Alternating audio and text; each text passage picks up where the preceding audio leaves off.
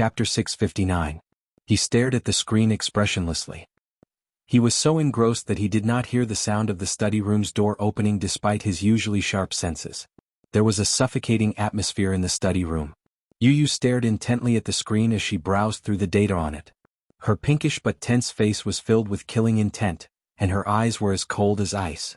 However, after a short while, the data on the screen suddenly turned red. Yu's pinkish lips pursed slightly. As if victory was already in her grasp, her fingers danced on the keyboard as she typed continuously. Tap tap tap tap.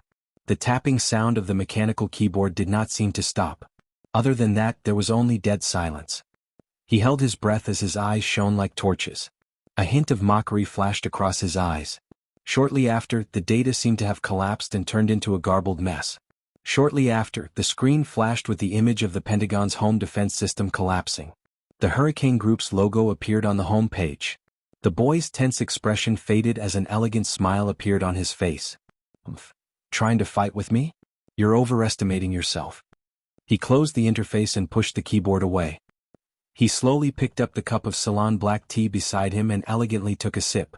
At the bottom right corner of the window, Lee Hanlon's video conference window kept flashing. He clicked on it and the computer screen switched to a video. Lee Hanlon's figure was exposed before the camera, and his face was filled with amazement. Oh my God. Do you have to be so fierce? The Pentagon's defense system is broken just like that. He was already dumbfounded when he witnessed the collapse of the Pentagon's heavy defense net. This child's ability was beyond his expectations. The Pentagon's defense system was very strict. However, in the hands of this boy, the system was completely destroyed in just a few minutes. Did he have to be so fierce? Did he have to be so heaven-defying? How could this child have such terrifying lethality?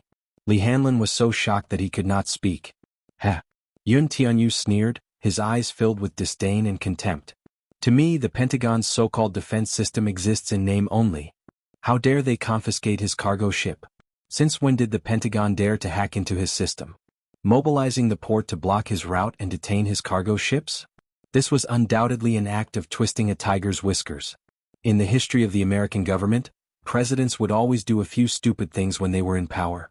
These newly appointed government officials actually dared to provoke him? Good, very good. Since they didn't know the rules, he didn't mind teaching them a lesson. This transaction was extremely important to him.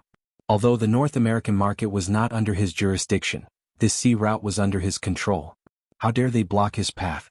Courting death. Since they dared to do such a thing, they couldn't blame him for being ruthless. Now that he had breached the defensive net, the Pentagon had suffered a great loss. It would probably take some time for them to recover. When Lee Hanlon heard his arrogant tone, he was even more impressed. He even began to wonder if this child had a genetic mutation. Comparing oneself to others was indeed infuriating. He couldn't even type the Wubi input method smoothly. However, this child was already able to break through the Pentagon's defense net in a short period of time. Chapter 660. Yun Tianyu tapped his fingertips on the table. Just as he was deep in thought, he suddenly felt that something was amiss. On the screen, Lee Hanlon suddenly stopped talking. His eyes were fixed on something behind him. Yun Tianyu was a little creeped out by his gaze. Where are you looking? Mommy? Lee Hanlon opened his mouth in a daze. Mommy? Feeling suspicious, Yun Tianyu followed his line of sight. Behind him, Yun Shishir stood rooted to the ground with a look of bewilderment. Mu Yaja, who was standing beside her, had an unfathomable look on his face. Mommy? Yu was instantly scared out of his wits by the ghostly appearance of the two people. His heart almost stopped beating at that moment. He stood up straight from the leather chair in shock and subconsciously reached out to turn off the computer screen. His guilty conscience action made the expression on Yun Shishir's face even weirder. Seeing this, Mu Yaja's smile gradually deepened. He was scared witless by Yun Shishir's doubtful gaze. Mommy, why did she come back at this time? Did she not say that she would be staying with the production team for a period of time and could not return home? He counted the days. She should be back the day after tomorrow at the earliest. Why was she now? Also, when did the two of them enter his study room? Like ghosts, they appeared behind him without a sound and did not say a word. Yu patted his chest. He was scared to death. Did they have to be so scary? It was scary enough to scare someone to death, all right? He did not know when they came in and how much of his words they had heard. Yu glanced at Mu Yaja again and felt even more bewildered. Why was he here too? Mommy, why are you back at this time? Yu Yu changed from her kingly aura to that of an adorable little fairy. She reached out and tugged at Yun Shishir's sleeve. Her tone was coquettish. Yun Shishir stared at the changes in his expression. Suddenly, she asked in confusion, "Darling, what were you doing just now?"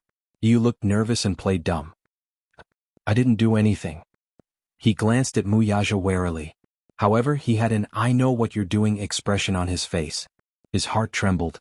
Mommy didn't know much about things on a deeper level, so she naturally couldn't understand what he was doing just now. But Muyaja was different. Even if he didn't understand, he should at least understand some of what he said. Little Munchkin was a little worried. The situation just now was so intense that he could not spare any energy to pay attention to the things around him. Therefore, he did not notice when they opened the door and entered the study. She didn't even notice the sound of footsteps. "Really?" Yun Shishir saw that he looked extremely guilty and was a little suspicious. "But I think I heard you say something about courting death?" Yu Yu was her gentle little god, her adorable little angel. How could he possibly say such cruel words? Yu Yu's brain suddenly stopped working. After thinking carefully, he immediately explained, "No. Mommy, don't think too much. Yu was playing a game." "What game?" "Red alert." Yu Yu explained, "It's a strategy game." "Then why did you say the Pentagon?" "This is how the game is played. You can win if you occupy the Pentagon." Yu Yu explained with a face full of cold sweat. She kept looking at Muyaja's expression. Chapter 661. The man's light gaze landed on him. Obviously, he understood what he was doing just now. This son of his was more impressive than he had imagined. He could actually break through the Pentagon's security system effortlessly. The student had surpassed the master. The father and son exchanged a look, each keeping a secret from the other. Yun Shishir was skeptical. "Really? It's true. Mommy, Yu was really playing a game." Yun Tianyu pursed his lips aggrievedly. His innocent and naive eyes were like those of a Bambi fawn as he launched a gentle attack on her. Yun Shishir was finally defeated, but she could not help reprimanding him. "You should pay attention to the time when playing a game. It's already so late. Didn't I tell you to go to bed on time every day? Mommy isn't home, so why are you fooling around?" Yu Yu heaved a sigh of relief when he heard this. It seemed that his mommy believed him. Immediately, a pitiful expression appeared on his face. "I'm sorry, Mommy, I was wrong. I didn't do it on purpose. It's just that this round took longer than usual. You won't do it again. There won't be a next time." Yun Shishir reprimanded him. Yu Yu immediately nodded his head and pleaded, "Mommy, Yu Yu is really hungry. Mommy will cook some noodles for Yu Yu, okay?" With that, he pitifully tugged at the corner of her clothes and acted coquettishly. "I really don't know what to do with you." Yun Shishir's heart softened. "I'll cook some noodles for you. Quickly tidy up the study room and go to bed after eating." "Okay." Yun Tianyu immediately cheered and clapped his hands in joy. Yun Shishir helplessly reached out to pat his head and left the study room to cook noodles. The father and son were left standing in the study room, facing each other. The gentleness and cuteness on Yun Tianyu's face instantly faded as he looked coldly at Muyaja. With an unfriendly look, he questioned, "Muyaja, why are you here?" Muyaja looked down at him and couldn't help but say, "Ungrateful brat." Yun Tianyu frowned, not understanding what he was talking about. Muyaja smiled wickedly and squatted down to look him in the eye. "When you lied to your mommy just now, I was kind enough not to expose you. Is this how you treat me the moment your mommy left?" "I'm not lying. I'm just playing a game." Little Munchkin shrugged innocently.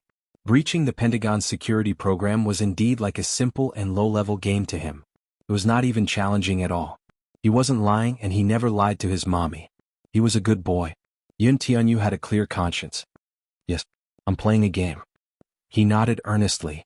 It was just that this game was beyond the average adult hacker's capability. "Breaching the Pentagon in minutes? I'm really impressed by you." Muyaja squinted at him. "You play with firearms?" Yun Tianyu's face darkened. This man was more capable than he had imagined. He could actually understand it. Are you in charge of North America and East Asia's air routes?" Yun Tianyu was completely speechless. His daddy was not someone to be trifled with either. Muyaja sighed helplessly. "Your mommy is stupid and can't understand these things, but I can." "My mommy isn't stupid."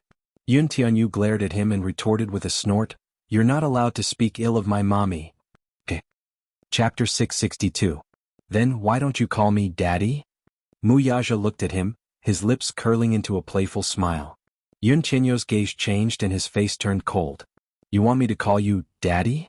Yu Yu's eyes were full of contempt and disdain. You want me to call you Daddy? Dream on. Yu Yu proudly crossed his arms and raised his head with a pout. His eyes were full of childishness. This man was dreaming. He wanted him to call him Daddy. This person was not even married yet, so how could he change it? Was that even possible? Muyaja cocked a brow and nodded. Stubborn fellow. Are you really not going to call me that? Dream on. These 3 words were a merciless rebuke. Yun Tianyu did not give him any face and coldly tugged at the corner of his lips. Muyaja shook his head helplessly, looking troubled. I can only report your situation to your mommy. Situation? What situation? Yun Tianyu squinted his eyes warily and sized him up. His brows furrowed in confusion. What do you mean by that? Muyaja patiently guided him. Little thing, guess what will happen if your mommy finds out that you're the boss of Liji Holdings? Yun Tianyu's good-looking brows furrowed slightly as he thought about it seriously. Suddenly, he realized something and coldly glanced at him from the corner of his eyes. He snorted and questioned, Are you threatening me? Yes. Muyaja calmly nodded and admitted it. The corner of Yun Tianyu's eyes twitched violently as he mocked. Muyaja, can you be any more shameless? A certain man nodded seriously and shamelessly. Yes, I dare. Do you want to try? Yun Tianyu was stunned. This man was really shameless. He was more shameless than he thought. Yu Yu did not take his threat seriously and only sneered. Muyaja, do you think you can threaten me with this? Regarding my identity, I'll come clean with my mommy sooner or later. It's just a matter of time. You can't threaten me. Is that so? Muyaja glanced at him from the corner of his eyes and dragged out his last word. Hearing this, the little lad looked up and saw a flash of cunning in the man's eyes. His heart shuddered involuntarily. He actually felt a little guilty because of the smile in his eyes. Muyaja's eyes and his handsome face slowly inched closer to the little lad's eyes. With a sinister smile, his thin lips suddenly spouted these words, You guess. If your mommy. If you know, what if she knows that you dabble in firearms, hacking, smuggling, and oil? Every word made Yun Tianyu shudder with fear and trepidation. Her watery eyes couldn't help but widen as she stared at him in disbelief. The sinister and playful smile on Muyaja's face was glaring in his eyes at this moment. Yu was completely speechless. This man, how much dirt did he have on him? How did he find out? Yu eyed him suspiciously. He was wary and suspicious. He clearly hid his identity very well. How did this man find out about his identity? You want to ask me how I found out? Muyaja seemed to have seen through his thoughts. Yun Tianyu pursed his lips tightly and did not say a word. Muyaja reached out and pinched his chubby cheeks with interest. Then, with a deep smile, he deliberately provoked him. I'm not telling you. Yun Tianyu ground his teeth. Chapter 663. What a pervert. Yun Tianyu was infuriated by his repulsive look, but he could do nothing about it. Muyaja rubbed his chin and asked curiously, When did you start playing with firearms? Is there a need for me to tell you? It should be last May when you officially joined Hurricane Group, right? Muyaja blinked. Yun Tianyu was stunned again. This man was truly a pervert. He clearly knew everything, yet he still asked him. I just want to see if you're honest with Daddy. Muyaja saw through his thoughts again and explained. Yun Tianyu's face was stiff and distorted. Did he have the ability to read minds or what? Could he tell what he was thinking with just one look? Yun Tianyu stared at his eyes suspiciously, trying to find some strange secret on his face. Muyaja lazily said, Stop looking, I don't know how to read minds. Yu Yu's lips twitched. *CK. No, I can't get angry and I can't swear. If mommy comes in and sees me freaking out, I'll be done for. Be a gentleman. Be elegant. Be a gentleman. Be elegant. Yu Yu repeatedly reminded himself. Finally, he calmed down and smiled elegantly. Muyaja, you know a lot. Yes. I also know that you're the head of East Asia's firearms market. Yun Tianyu involuntarily took a step back to maintain a safe distance from him. He originally thought that Muyaja did not know his identity. Only now did he realize that he had underestimated this man. Black-bellied, the ultimate black-bellied. Were you? If this man was really as simple as he thought, then who did he inherit his black-belly genes from? His son was not simple, so his father was naturally not a simple character either. Muyaja saw his guarded expression and smiled. I also know that you're the designer of Hurricane Group's arsenal. You, Liji Holdings machine research technology can be used to manufacture missiles. Yun Tianyu could no longer hold it in. Where did you find out about this? Yes, I've been to your study room. Mu Yaja smiled evilly. There are a lot of design drawings on your computer. In addition, there's also the research technology for quantum computers. Yun Tianyu's face drained of color. You've cracked my computer? Yes, Mu Yaja gave a concise answer. That day, before flying to England and before Yun Shirsha returned home, he browsed through Yun Tianyu's study room. There were many design drawings hidden under the desk. Initially, he had thought that these drawings were for Liji Holdings machines and technologies. However, upon closer inspection, he was shocked to discover that these technologies could also be used in the field of missiles. Turning on the computer, he broke through the 3 layers of defense that little Munchkin had set up. However, he couldn't break through the 4th layer no matter what he tried. He guessed that this system probably had 9 layers of protection, but with his ability he could only break through 3 layers at most. But there was one thing he wouldn't say out loud. Otherwise it will be embarrassing. It's a little embarrassing that I can't crack the defense system set by my son. Yun Tianyu looked at him deeply and thought that he had cracked his 9 layers of defense. He could not help but look at the man in front of him in a new light. You actually went through my confidential files. Chapter 664. What else do you know? Yun Tianyu's eyes were filled with wariness. Mu Yaja raised his eyebrows wickedly. Isn't this enough? Arms smuggling and oil monopoly. This is a crime. I didn't expect my son to be the head of the arms syndicate. So scary. Mu Yaja patted his chest as if he were truly frightened. Yun Tianyu was completely speechless. Pretentious. What an actor. He clearly looked very calm, all right? How contemptible. This man was too black-bellied. He was even more black-bellied than he had imagined. Mu Yaja pondered for a moment before asking, Say, do you think your mommy will get a heart attack because of you being the head of the arms syndicate at such a young age? Yun Tianyu smiled disdainfully, his face full of contempt. Even if you tell her, she'll only believe me and not you. After all, in her eyes, I'm the cutest and most gentlemanly baby. What if I have evidence? Mu Yaja suddenly retorted. Yun Tianyu was startled.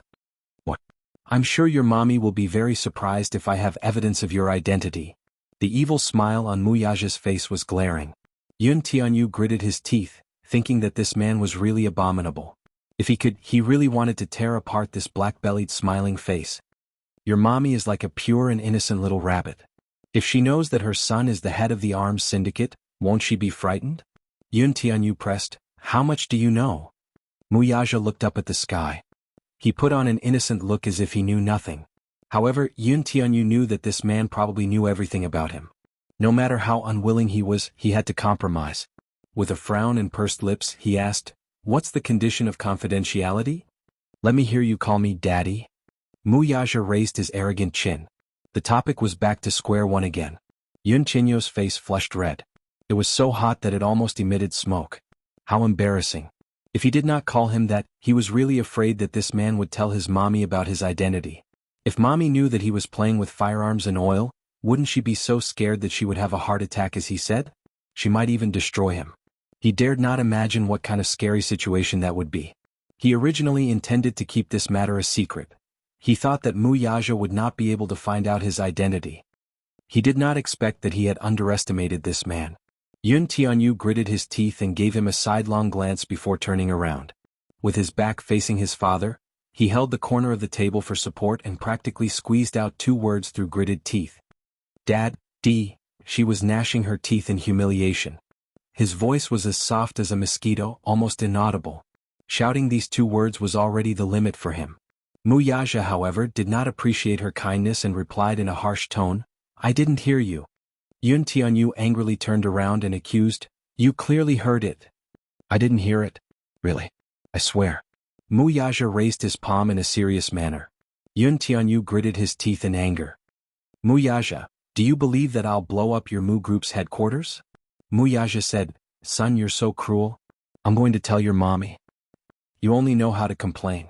Yun Tianyu exploded in anger. What can you do to me? Mu Yaja looked at his little face, which was red from anger.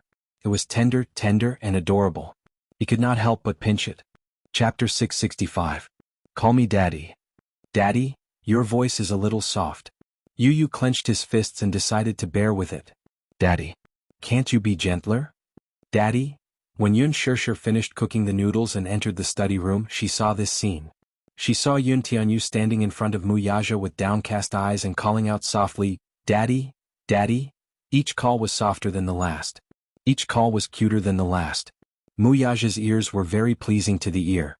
Yun Shirshir could not help but be stunned. Since when did this father-son pair have such a good relationship? She cleared her throat and coughed a few times. Yun Tianyu glanced at her from the corner of his eye and saw her standing at the door. He immediately stood up straight with an innocent and adorable smile on his face. "Mommy." Yun Shirshir helplessly hugged her arms. "What are you guys doing?" Yun Tianyu's face inexplicably turned red when he heard this. Muyaja, however, answered blandly, "We're exchanging feelings." Yun Shirshir, "Yun Tianyu, how shameless. Who's exchanging feelings with you? You're the one who's sticking to me." "I'm not exchanging feelings with you." "Who has feelings for you?" "Ah." Yun Tianyu felt extremely humiliated. "I'll never play with this man again." He angrily stomped his feet and then looked at Yun Shirshir with an extremely resentful and aggrieved expression. His big watery eyes were glistening with tears. He looked as if he was about to cry. Yun Shirshir, however, was completely in a daze. She did not understand that this child, who had always rejected Muyaja, was now calling him daddy, with each call sweeter than the last. "Did I see a ghost?" Or, Yun Shirshir suddenly glared suspiciously at Muyaja. "Did you bully my baby?" Her eyes were as sharp as a gun. Muyaja immediately raised his hands innocently and stood up. He pursed his lips and explained, "I'm innocent. I didn't do anything." Both father and son looked at him pitifully and innocently. Yun Shirshir was stunned. He actually had a misconception.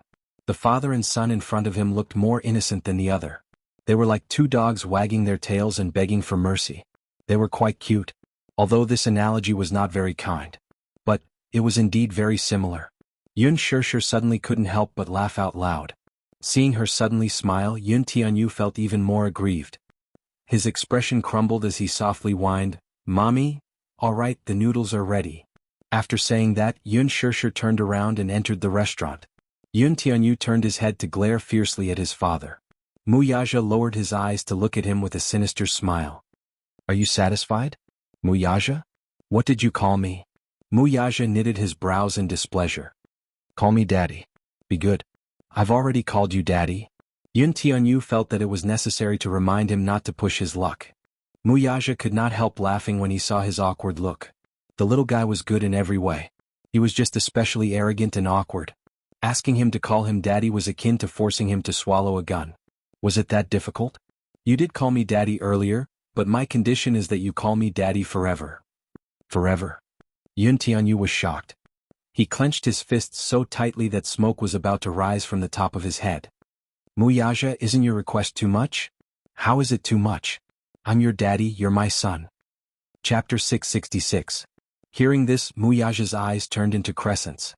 He squatted down slightly and held his shoulders. He quietly looked at the little lad at eye level. There was no need to hide the affection in his eyes. His thin lips parted slightly as a few words escaped his lips. "Is it too late now?" His tone and expression were serious. Yun Tianyu was slightly taken aback and stunned. "Is it too late for me to dote on you, pamper you and love you now?" Muyaja could not help holding his little hand and gently massaging the back of it with his fingers. The little lad's hand was soft and fleshy. It was the softness of a 7-year-old child. His skin was as white as snow, and the blood vessels under his skin were clearly visible.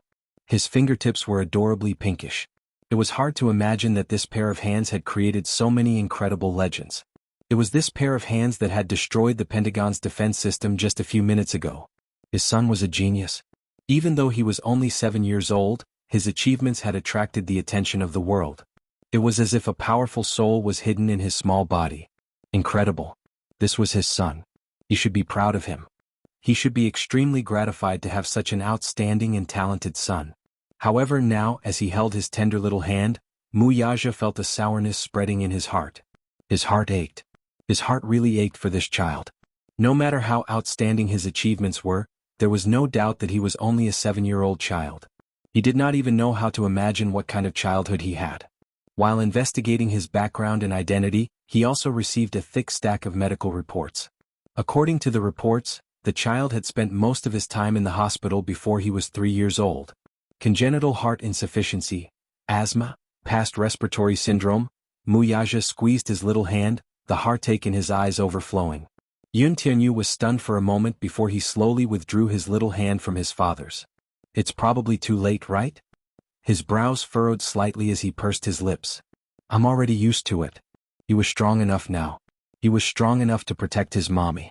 The wealth and power he possessed were more than enough to protect this family. Other than mommy, nothing else matters to me. With that, he slowly turned around, took a deep breath, and left the study room. Muyaja's lips curled into a smile as he stared at the man's back. He could tell that the child yearned for his embrace so much. That day in the hospital, when she hugged him, her small hands carefully wrapped around his waist and nestled in his embrace. Although it was only for a moment, she was as obedient as a kitten that had retracted its claws. It was just that he was stubborn and stubborn. After all, 7 years of estrangement was neither deep nor shallow, but there was still a chasm between them. It seemed that it would not be easy to walk into his heart and make him accept him as his father. Yun Tianyu was holding a bowl of noodles in satisfaction when she entered the dining room. The moment she saw him, her gaze instantly changed, and her expression became somewhat complicated. Yun Shishir asked, "Yu, how's mommy's cooking?" "Great." Yu clapped his hands and was not stingy with his praise. The noodles were not burnt, the noodles were not half-cooked, and the taste was not salty or bland. Her cooking had improved. Chapter 667. As long as he did not get food poisoning after eating it, he would like anything his mommy made personally. He would not reject anything. Yun Shishir also prepared Muyaja's portion. The man sat at the table and took a bite too. His brows furrowed. This time, her culinary skills did not amaze him as much as the previous time. Moreover, there was a little too much salt, so his throat was a little sore. It was not up to standard. What he did not know was that the noodles Yun Shishir made the last time he tasted it was the best she had ever made. Yun Shishir noticed his frown and asked anxiously, "What's wrong?" "It doesn't taste good." Muyaja put down his chopsticks and opened his mouth. Just as he was about to give his review, he was acutely aware of a warning gaze on him. He followed his line of sight and saw Yun Tianyu clenching his chopsticks tightly. His piercing gaze seemed to be warning him that he would only accept 5-star reviews and not negative ones. If you can do it, then do it. If you can't, then don't talk nonsense. It was as if he were to give a negative review of this bowl of noodles, the little lad would blow up the Mu Group's headquarters in a fit of rage the next second. He was simply a mommy protector. Under Yun Tianyu's icy gaze, Muyaja cleared his throat and praised against his will, "Yes, it tastes good." Only then was Yun Tianyu satisfied. Yun Shishir raised her brow in surprise. "Really? It's really delicious." Yun Tianyu said, "My mommy is a 5-star chef." Muyaja's lips twitched. This flattery was not exaggerated at all. If such a standard was a 5-star chef standard, then all the hotels under the Mu Group should close down. Seeing his strange expression, Yun Tianyu's icy gaze pierced him like a ray. It was as if he was asking, "Why? Are you not convinced?" "Convinced." Muyaja hardened his heart, gritted his teeth and forced himself to finish the noodles. Yun Tianyu, on the other hand, was quietly lowering his eyelashes. Be it his posture or his movements, they were incomparably elegant. He was a living example of an aristocratic little gentleman. It was as if he were not eating a bowl of home-cooked noodles but was in a high-class Western restaurant. He had a natural aristocratic temperament. Just a bowl of noodles was enough to show that he was an aristocrat. He was not an ordinary person. When Yun Shishir saw that Muyaja had finished all the noodles, she was delighted. "Doesn't it taste great?" "Very good." Muyaja praised against his will. As he spoke, he took the handkerchief and carefully wiped the corners of his lips. "In our family, Yu's cooking is the best. If there's a chance next time, you should try it." Yu immediately said cutely, "Yu only cooks for mommy." With that, he gave Muyaja a disdainful look. It was as if to say, "Give up. He only cooks for mommy and won't cook for you." This lad, he was too biased. Muyaja's eyes expressed his protest. Yun Tianyu's eyes expressed his protest.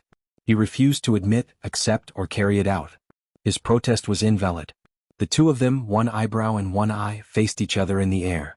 They did not speak and only communicated with their eyes. Yun Shishir watched them exchange flirtatious glances and was a little confused. However, she couldn't understand why the two of them were exchanging glances with each other. This was probably a special tacit understanding between father and son. After this incident, Yun Tianyu realized with regret that he seemed to have suffered a huge loss. He was actually led by the nose by this man. Chapter 668. Mingyu walked up to him nervously and reported, "Chairman Mu, the company's internal network seems to have been attacked by a hacker. It's paralyzed? Paralyzed?" Muyaja raised his eyebrows and asked suspiciously, "How could the internal network be paralyzed? Did the technical department deal with it?" "This hacker seems to be very powerful. The technical department is currently racking their brains trying to figure out how to fix the loophole." Loophole? He walked into the office and turned on his computer. His computer was the mainframe that connected to the company's network. Even if the hacker was very powerful, this computer should not have fallen. However, in the next second he was slapped in the face by reality. On the screen, a program window suddenly popped up and an explosive dance song suddenly rang throughout the office. Uptown Funk. On the screen, along with the music, countless chicks were twisting their butts and dancing on the screen. A few words slowly floated above their heads. "Idiot, idiot, idiot." Then there was a mocking voice. "Haha." Muyaja's face instantly turned pale. He leaned back slightly and rubbed his smooth chin. There was no need to think about who was the mastermind behind all this. On the screen, a few chicks with arrogant expressions were still waving their handkerchiefs and dancing. "Idiot, idiot, idiot." Yun Shishir received a call from Lin Fengtian. At first, when she saw Lin Fengtian's call on the screen, she could not help but feel guilty. Last time, because of Muyaja, the crew had damaged a few pieces of equipment. It must have been a great blow to their vitality. She did not know if Director Lin would blame her. After all, this happened because of her. She really felt guilty. With an uneasy feeling, Yun Shishir picked up the phone. Lin Fengtian's excited and emotional voice came from the other end of the phone. "Shishir, you are my goddess." Yun Shishir was confused. "What do you mean, Director Lin? I don't quite understand." "You don't know?" While Lin Fengtian felt strange, he quickly recounted what had happened in the past few days. It turned out that after Muyaja lost his temper, he ordered the crew of the Green Apple to stop filming. The videotapes were also confiscated. The production crew had damaged several sets of equipment, and the film inside had not been exported in time. Lin Fengtian was extremely depressed. Forget about the few damaged equipment, but they were all shots of the campus. It wouldn't be a big deal if they didn't take any more shots when the time came. But the thing that made him depressed was that the scene in the music room that day was simply impeccable. It was exciting. If he could keep this scene even if he took a few more punches, it would not be a pity. Now that the production team had been banned and the videos had been confiscated, Lin Fengtian had no place to cry. However, the previous night, Muyaja had given him an order to contact the film crew and told him that filming could resume as usual. As for the damaged equipment, Huanyu Corporation gave him a few new sets of cameras. Not only that, the videotape of the scene in the music room was also returned to him. Everything seemed to be back on track. Then what about Yun Shishir? Ever since he found out that Yun Shishir was Muyaja's woman, his impression of Yun Shishir had changed. Muyaja, the crown prince of Dishing Financial Group and the future head of the Mu family, was extremely powerful. Chapter 669. With Muyaja as her backer, she had everything, resources and status. With the name Muyaja, no matter how influential she would only be a foil. However, Yun Shishir did not do that. She was a newbie in the production team. She could have used Muyaja's resources, but she did not make it public. She gave the production team a satisfactory answer with her own hard work, diligence, and capability. She was a dark horse among the newbies. Lin Fengtian was even more certain about her. However, after this incident, would Yun Shishir be able to join the production team again? Lin Fengtian was more concerned about this issue, so he carefully asked for Muyaja's opinion. The latter warned him coldly, "I have a piece of advice for you. I'm letting my woman join your show. You should have some foresight." Kissing scenes were still not allowed. At most, they were allowed to borrow the position. Bed scenes were out of the question. Holding hands and hugging, even if it was necessary for filming, there was a limit to it. This was considered a loosening of the rules. To Lin Fengtian this was a great gift. Lin Fengtian excitedly said, "Thank you, Your Majesty." Muyaja asked, "I don't want to see what happened that day a second time." Lin Fengtian immediately explained, "Chairman Mu, you've misunderstood. This is filming its work. Everything is necessary for the plot." "Necessary for the plot?" Muyaja's voice deepened. "Lin Fengtian, I think you've wasted your time as a director. Can't you tell whether Gu Xingze is acting or revealing his true feelings?" After he finished speaking, he coldly hung up the phone. Lin Fengtian held the phone. His mind went blank for a long time before he sighed in a daze. He could also tell that Gu Xingze's reaction that day did not seem to be acting. He was a director, especially when it came to portraying pure love between a man and a woman. He had seen many top-notch actors. Gu Xingze's superb acting skills were beyond doubt. But no matter how superb her acting skills were, acting was still acting. Any professional filmmaker would be able to tell at a glance whether an actor was acting or revealing his true feelings. Lin Fengtian could tell that Gu Xingze was not acting. He was revealing his true feelings. His true feelings for Yun Shishir. Mu Yaja also saw it, which was why he lost control that day. Lin Fengtian rushed to the set. Gu Xingze was rushing to film an advertisement. During the break he mentioned this matter to Gu Xingze. Gu Xingze's expression changed when he heard this. "Director Lin, you worry too much. I have no other feelings for Yun Shishir." "Really?" Lin Fengtian was shocked. "I knew it. You're famous for being cold and aloof in the circle. If you said you liked men, I would have believed you. I really don't believe that you like Yun Shishir." In a sense, Lin Fengtian was a real thick-skinned person. He took his words seriously. Gu Xingze's eyelids drooped slightly as he concealed the desolation that flashed across his eyes. Lin Fengtian couldn't help but praise him. "However, you really scared me that day. Xingze, your acting skills have improved so much compared to when you first entered the film industry. Even I was shocked by your acting skills during that scene in the music room. I couldn't help but get into character.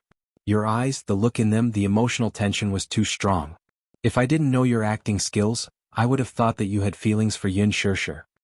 Chapter 670. The production team returned to normal. Lin Fengtian said that if it were not for her sake, the production team might have been disbanded. Yun Shishir was stunned when she heard this.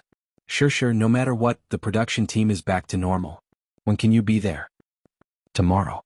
Yun Shishir smiled brightly. The next day she was ready to go to the production team. The main cast and crew were back in their positions. However, when Yun Shishir joined the set, everyone's gaze on her became a little strange. Yan Bingqing and Yang Chang's eyes were filled with jealousy as they looked at her. Jealousy? Yun Shishir was confused by these pairs of eyes and had no idea what was going on. Mu Shi also rushed to the production team in the afternoon. When she saw Yun Shishir, her expression was a little strange. Yun Shishir could not help it. "What's wrong with you guys? Why are you all staring at me with such strange eyes?" Mu Shi said embarrassedly. "Shishir, sorry, you misunderstood me. I didn't expect you to come to the production team for filming. I'm surprised." "Why do you think so?" Cough. "It's because you're now the unspeakable goddess in the production team. Everyone wanted to worship her like a goddess." Yun Shishir did not understand what she meant. What unspeakable goddess? What was all this about? Why was she so confused? Mu Shi found it funny. "Shishir, you can do whatever you want in the production team now. Who dares to offend you?" Under Yun Shishir's puzzled gaze, Mu Shi recounted everything to her. It turned out that before she came, Lin Fengtian had gathered everyone for a secret meeting. The topic of the meeting was mostly related to the reorganization of the production team, and one point was mentioned. Previously in the production team he noticed that many stage and stage managers as well as many A-list assistants were more or less finding trouble for Yun Shishir. Yan Bingqing in particular used her status to bully newbies, assistants and even extras. All of them had to give her face. Mu Shi in particular was ostracized by her. Yan Bingqing's incident was heavily criticized. Although he didn't mention her name, he gave her enough face. However, when Lin Fengtian mentioned this, the crew members all guessed who this person was. He was well aware of this. Yan Bingqing loved to ostracize newcomers and bully young actresses. In order to gain the most exposure, it could be said that she would do anything. Yan Bingqing, who was sitting in her seat, had an extremely ugly expression on her face. His face turned green. Lin Fengtian reminded them again. Although Yun Shishir was a newcomer, she was his exclusive newcomer. Whoever dared to make trouble for Yun Shishir would be slapping him in the face. Lin Fengtian had the highest status in the crew. Who dared to offend him? He was the famous Yama Scissorhands. Once, an important female lead in his movie tried to play the big shot with him, but he cut that role into a supporting role in a matter of minutes. No one dared to go against him. After all, he had Huanyu's higher-ups behind him. After this meeting, everyone was in awe of Yun Shishir and no longer dared to bully her like they did in the past. They were much more polite. As her assistant, Mu Shi also benefited from this. In the past, she was the most ostracized in the production team. Now no one dared to ostracize her. When Yun Shishir heard this, her face remained calm, but she was secretly criticizing in her heart. Could all of this have been secretly instructed by Mu Yaja? Chapter 671. A lot of scenes were lost, so Lin Fengtian hurriedly took care of reshooting. On this day, the editor was busy arranging the footage. Yan Bingqing happened to pass by and walked in. She stood behind him without any change in her expression as she watched him arrange the footage. At the same time, she also wanted to see how she would perform in front of the camera. She was quite confident in her performance. However, it didn't matter if she didn't watch. When she saw that her scenes were much less, Yan Bingqing was stunned. Many scenes of her and many of the supporting roles had been cut out during the editing process. Logically speaking, although she wasn't the main lead, she was still an extremely important character in this drama. Her scenes weren't any less than Yun Shishir's. However, in these scenes that the editor had arranged, her scenes had been reduced by several times. There were many scenes where she and Yun Shishir acted together, but all the scenes were given to Yun Shishir. There were very few scenes that were given to her. There were many important plot segments, but her camera flashed past them with just a few strokes of the pen. It was clearly a very important scene, but all the scenes were given to Yun Shishir. She estimated in her heart that Yun Shishir's scenes actually occupied a total of 70% of the scenes. The more Yan Bingqing watched, the angrier she became. The anger in her heart was almost twisted. She had nowhere to vent her anger. Yan Bingqing clenched her fists tightly. Her sharp nails dug into her palms and pierced her skin. She bit her lip hard, turned around and left. Not long after she left, Yan Bingqing hurriedly sent a junior assistant to inquire about it. The editor was almost done with his work. The junior assistant brought over some ice water to relieve the heat. She didn't report her background but casually led him to this topic. "Sir, have you finished editing all these scenes?" The editor was grateful for her thoughtfulness. Now that his work had come to an end, he had the leisure to chat with her. "It's not done yet. It's just that the scenes that were selected will be re-edited later. I just took a rough look and realized that Yun Shishir has a lot of scenes." "Oh? Director Lin picked all of these," the editor said ambiguously. The assistant had been working for Yan Bingqing for many years, so he was smart. After chatting for a while and completely dispelling Yan Bingqing's vigilance, he suddenly cut to the topic. "There are several scenes with Yan Bingqing and Yun Shishir. Why is Director Lin only focusing on Yun Shishir's scenes and throwing away Yan Bingqing's scenes?" The editor wasn't wary of the probing in her words. Instead, he said bluntly, "I was there when Director Lin chose these shots. I watched him choose them." "Is there gossip? I say, why are you so nosy? Don't ask about anything in the production team." The editor lit a cigarette and narrowed his eyes. The junior assistant was quite pretty. She acted coquettishly in front of him. The editor couldn't resist and said bluntly, "Director Lin said that Yan Bingqing looks too old in some of the scenes. Moreover, she acted as a rebellious high school student like a white lotus." "Oh, I see." The junior assistant listened and noted it down in her heart. "Moreover, you didn't see those scenes with Yan Bingqing. I can't stand it." Chapter 672. But Yan Bingqing is a big shot after all. She's probably a big shot in a scandal. The editor put out his cigarette and couldn't help but tease. She was packaged by the public relations team behind her. Hyping up the topic and snatching exposure, there was really nothing to say about those methods. That face of hers was truly stunning. But she doesn't have any acting skills. Plus, she doesn't have the talent to be an actress and likes to change the script on her own. If it weren't for the fact that Yan Bingqing has a strong backing and landed in the cast, Director Lin wouldn't have picked her for the role. What about Yun Shishir? When the junior assistant heard this, she felt indignant for her boss. She wanted to use Yun Shishir as a comparison. When the editor heard this, he winked at her and said, "You don't know, Yun Shishir is now a goddess in the production team. You can't talk about her." "Why can't I talk about her? Does she really think she's a big shot? She's just a newcomer. Why can't I talk about her?" The junior assistant sneered unhappily. "You don't understand this. Yun Shishir probably has some background. I've been with Director Lin for 9 years and I've never seen Director Lin take so much care of an actress. Look at Gu Xingze. When he first appeared in Director Lin's film, he was also scolded badly by him. Yun Shishir is different. Of course, this newcomer has acting skills and is capable. She's also more photogenic than Yan Bingqing. In Director Lin's eyes, she must be a treasure. Then what do you think of Yan Bingqing's acting skills compared to Yun Shishir's?" The editor smiled contemptuously but couldn't be bothered to comment further. He only spat out 3 words and asked her in return, "Can they be compared?" The junior assistant returned to the lounge and told Yan Bingqing everything she had found out. She added some details and told Yan Bingqing. Yan Bingqing was so angry that she flipped the table on the spot. This was too much. What did she mean by a white lotus? What did she mean by a vase with bad acting skills? What did she mean by comparing herself to Yun Shirshir? Could they be compared? That was too much. Yan Bingqing was so angry that her face was gloomy and ashen. She couldn't wait to rush in front of Yun Shirshir and tear this B*TSH into pieces, so as to avoid being an eyesore in front of her all day long. She had just debuted, yet she was already able to star in Lin Fengtian's film. Furthermore, she was the female lead. Was she very proud of that? This was not the only thing she hated the most. What kind of dog*T luck did Yun Shirshir have? Not only did Lin Fengtian praise her so much, but she even managed to get a gold medal team like Qinzhou to join her. Over the past 2 days, Yun Shirshir's behind-the-scenes footage on Weibo had caused a lot of heated discussions. Yun Shirshir's behind-the-scenes photos of her wearing a school uniform once dominated the hot search list. Yun Shirshir's performance as Yin Shachuan satisfied all fans of the original novel's fantasies. Even the author of the original novel reposted the post. This is the Yin Shachuan in my heart, invincible in youth. Qinzhou even made use of the resources in his hands to release press releases for several days in a row, wantonly promoting Yun Shirshir. In the press releases he praised Yun Shirshir and did not forget to trample on her and Yang Mi, using them as a stepping stone.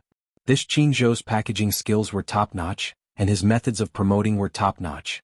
Even if the public relations team behind Yan Bingqing did not want to be outdone and also released press releases to trample on them, they could not withstand Qinzhou's overwhelming press releases at all. What? It was because Qinzhou had close ties with almost all the major media companies. Back then, he had relied on Gu Xingzi's golden resources accumulated over the past 10 years. Now almost all of them were spent on Yun Shirshir. He spent a lot of money. Chapter 673. Putting this aside, the main point was that with Qinzhou's status and backing, who would dare to go against him? Yan Bingqing's team had just released a few articles about Yun Shirshir when Qinzhou ordered his men to replace them. There was no room for negotiation at all. Yan Bingqing, Yang Mi and the rest were furious, but they did not dare to say anything. Offending Qinzhou was undoubtedly courting death. Qinzhou and Gu Xingzi had held Huanyu's shares in their early years and had a seat on the company's board of directors. They were also part of the company's upper management. If they offended the company's upper management, they could be banned or frozen in a matter of minutes. Yan Bingqing did not dare to go against Qinzhou. Hence, she allowed the manager to consume her exposure to boost Yun Shirshir's popularity. However, now that even her scenes with Yun Shirshir were edited to such a ridiculous state, Yan Bingqing could no longer sit still. She was too aggrieved. She had never been so aggrieved before. This Yun Shirshir was so capable. A newbie was being held in such high regard. What capabilities did she have to make Qinzhou support her so much? However, despite Lin Fengtian's repeated orders, she did not dare to make things difficult for Yun Shirshir. The bird that pokes its head out will be shot. Many people were jealous of Yun Shirshir, and there might even be someone who would teach her a lesson. However, it was difficult for her to vent her anger. She could not offend Yun Shirshir, but she could not vent her anger on her assistant, right? Hence, during lunch, Yan Bingqing accidentally splashed the boiling hot tea in her cup onto Mushi. Mushi screamed in pain. When she lowered her head, her arm was instantly scalded red by the tea. The sun was scorching hot now. The scorching sun shone on her body and arm, causing her to cry aggrievedly. Mushi hugged her scalded arm and bit her lower lip tightly. She glared at her with tears in her eyes, but she did not dare to say anything. Yan Bingqing looked down at her from the corner of her eyes and said with a fake smile, "Oh, I didn't do it on purpose. I'm sorry." After he finished speaking, he didn't look at her anymore. He even said regretfully, "If you hadn't bumped into me, my cup wouldn't have flipped over. Ai, my precious tribute tea is really pitiful." It was a simple sentence without any sense of guilt. It didn't sound like an apology at all. It was as if her scalding was not worth mentioning at all. It was not even comparable to the tea leaves that she had spilled. She felt extremely aggrieved. She didn't even bump into her. She was clearly the one who had poured the boiling hot tea over him. "How dare you slander me like this?" Mushi knew very well that this Yan Bingqing was venting her anger on her because her limelight had been stolen by Yun Shirshir. This kind of thing was very common in the production team. Moreover, this was not the first time Yan Bingqing vented her anger on her assistant. The strange thing was that she didn't take a detour when she saw Yan Bingqing. Mushi's tears kept falling. Yan Bingqing walked to her side and lowered her head with a smile. Her voice was extremely cold. Go back and tell your boss not to go overboard. Does she really think that she can be unrestrained just because she has Director Lin's support? Mushi raised her head with tears streaming down her face and looked at her in disbelief. Yan Bingqing sneered. The threat in her eyes was even more obvious. If she wants to steal my limelight, she should weigh her own weight first. Let her remember that I'm Huanyu's real big sister. If she wants to fight with me for status, she should ask herself if she's worthy. Chapter 674. Yan Bingqing returned to the resting room triumphantly. Now that she had vented her anger, she felt refreshed. When she met a stage supervisor, she was in a good mood and greeted him with a smile. One had to know that Yan Bingqing was famous for being cold and aloof in the crew. She relied on the support of a financial backer and was used to calling the wind and calling the rain. Therefore she could do whatever she wanted on the set. She did not give anyone a good look and was cold and cheerless. She was already in a good mood if she did not roll her eyes at them, let alone greet them with a smile. Hence, the stage supervisor could not help but feel flattered and greeted her with a smile. Sister Bingqing. Yan Bingqing chatted with him for a while. The stage supervisor had something to do. He wanted to quickly prepare the list of extras for the next scene, so he was in a hurry to leave. Yan Bingqing suddenly called out to him. Stop right there. I have something to ask you. When the stage supervisor heard that, he was stunned. He turned around and looked at her strangely. He said politely, Sister Bingqing, what do you want to ask? You can ask directly. Let me ask you. Between me and Yun Shirshir, who is prettier? After saying that, Yan Bingqing flipped her hair, raised her arrogant chin slightly, and cast a sidelong glance at him. That look was too seductive. The stage supervisor was a little mesmerized. Yan Bingqing had a pair of electrifying eyes. She was a natural seductress. However, when he came back to his senses and heard what Yan Bingqing had asked, he was stunned. This question really stumped him. This was the first time he had been put in such a difficult position. If he did not answer this question well, he would offend both sides. There was no perfect answer. If he were to say that Yan Bingqing was prettier than Yun Shirshir, right? If his words were to reach Yun Shirshir, he would undoubtedly offend Yun Shirshir. If he were to say that Yun Shirshir was prettier than Yan Bingqing in front of her, he would probably be chased out of the house immediately. If he dared to go against Yan Bingqing, he would definitely lose his job. But the key point was that he didn't dare to offend Yun Shirshir. He was also present at the scene in the music room that day. Therefore he could more or less find out who the man who took Yun Shirshir away that night was. A person that even Lin Fengtian was in awe of must be a big shot. After that, he finally managed to find out the identity of that big shot. The president of Dishing Financial Group, Mu Yaja. He was just a small stage supervisor, so naturally he had never seen such a big shot like Mu Yaja. There was no doubt that Yun Shirshir had a close relationship with him. Those who worked in the film set were naturally shrewd people who knew better than to offend others. Otherwise, he wouldn't be able to survive if he had some background. The stage supervisor was momentarily at a loss as to how to answer. His slow response annoyed Yan Bingqing. Is this question difficult to answer? Or are you saying that Yun Shirshir is prettier than me? Sister Bingqing, you're making things difficult for me. Aren't you making things difficult for me? The stage supervisor stammered. I like Sister Bingqing the most. She's beautiful and elegant, just like a high and mighty goddess. Then can't you just answer me directly? Say that I'm prettier than Yun Shirshir. Say it. I don't dare. What's there to be afraid of? Yan Bingqing sneered. Yun Shirshir is just a newcomer. Are you afraid of a newcomer? Sister Bingqing, it's not a matter of whether I'm afraid or not. I really don't dare to offend Yun Shirshir.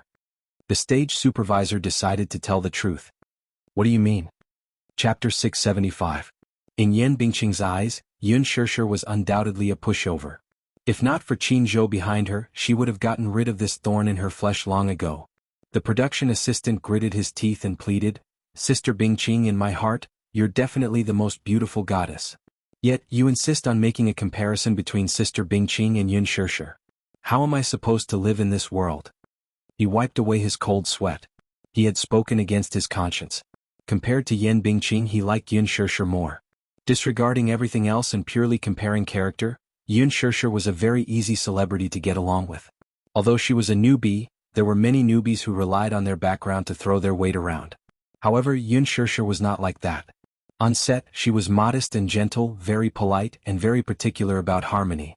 Even when dealing with a small production assistant, she would treat him with a smile. Unlike Yan Bingqing and Yang Mi, she was a little impatient. It happened to be a hot summer these few days. Seeing that the production assistant and cameraman were exposed to the scorching sun, she ordered a few boxes of ice water from her own pocket and got Mushi to hand them out one by one. Everyone had a bottle of ice water to relieve the heat. One had to know that such behavior in the production team was very embarrassing. Most celebrities had the airs of a celebrity. For example, Gu Xingze. Although his character was not bad, he rarely interacted with small characters like them. After all, a celebrity's image had to be maintained. Yun Shishir, on the other hand, did not have the airs of a big shot. Even if he was a small production assistant, she would fight with him. Everyone really liked Yun Shishir. In terms of appearance, he did not like to compare too much. One was seductive and the other was pure. One was mature and the other was young. In his eyes, Yun Shishir's beauty had a kind of pure vitality. It was pure and natural and was not pretentious at all. Moreover, with makeup, her facial features could adapt to the challenge of any role. The reason Yan Bingqing's acting path was very narrow was that no matter what she acted in, she always had an overly flirtatious face. She was clearly playing the role of a queen, but she acted as a silly and sweet white lotus. Yun Shishir had a wide range of acting skills. First of all, her facial features could be adapted to any kind of makeup, and it didn't look out of place at all. Lin Fengtian was extremely picky, but he was full of praise for Yun Shishir. Amidst the awkward atmosphere, one of Yan Bingqing's trusted aides, whom she had planted beside Yang Mi, ran over and sent the stage supervisor away. She cautiously asked, "Sister Bingqing, earlier, did you splash tea on Yun Shishir's assistant? How did you know?" Yan Bingqing didn't show the slightest bit of fear on her face. Instead, she smiled calmly and said, "I didn't do it on purpose. What are you making a fuss about? I just heard that the little assistant had blisters on her hands. But Yun Shishir is still filming and hasn't returned yet, so she doesn't know yet. So what if she knows?" Yan Bingqing didn't think much of it. "Do you think she'll eat me up? Sister Bingqing, if you ask me, you'd better hurry and apologize to Mu Shi." "What?" Yan Bingqing widened her eyes and laughed in anger.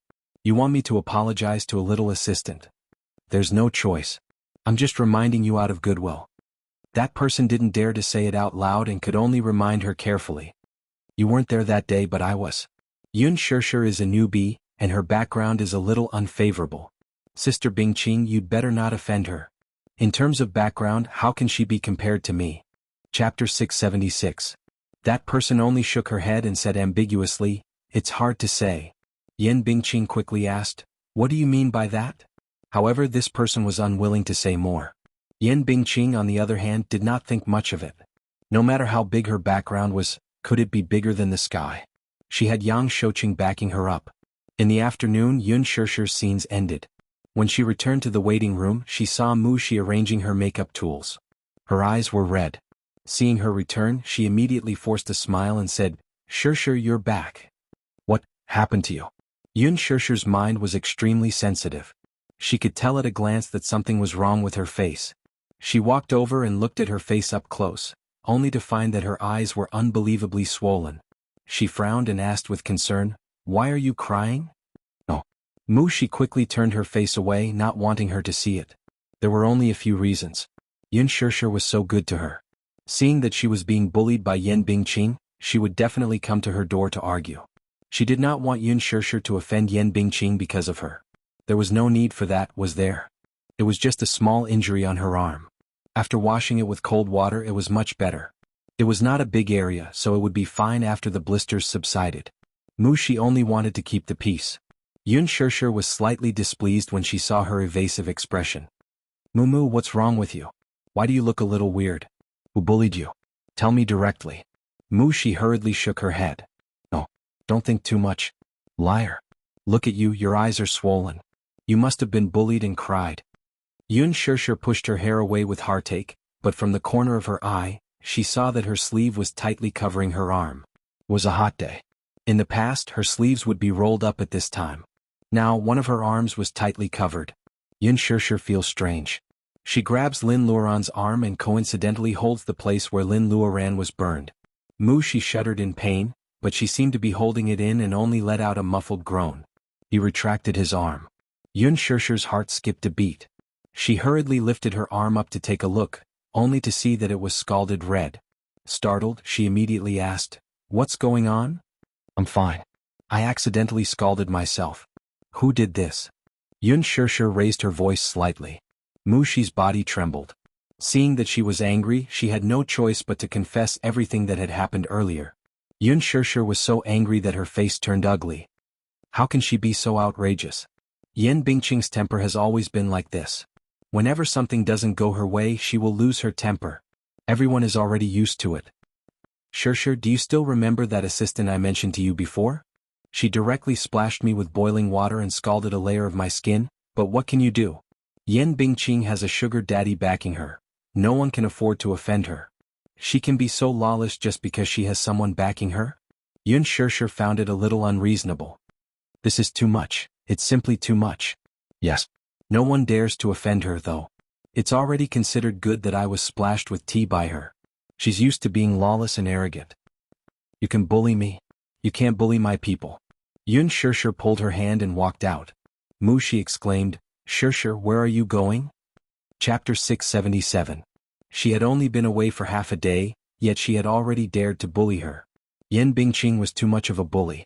Mu Shi stubbornly refused to leave and repeatedly told her to forget about it. Shirshir, we don't have to offend her. Yan Bingqing's influence is quite big.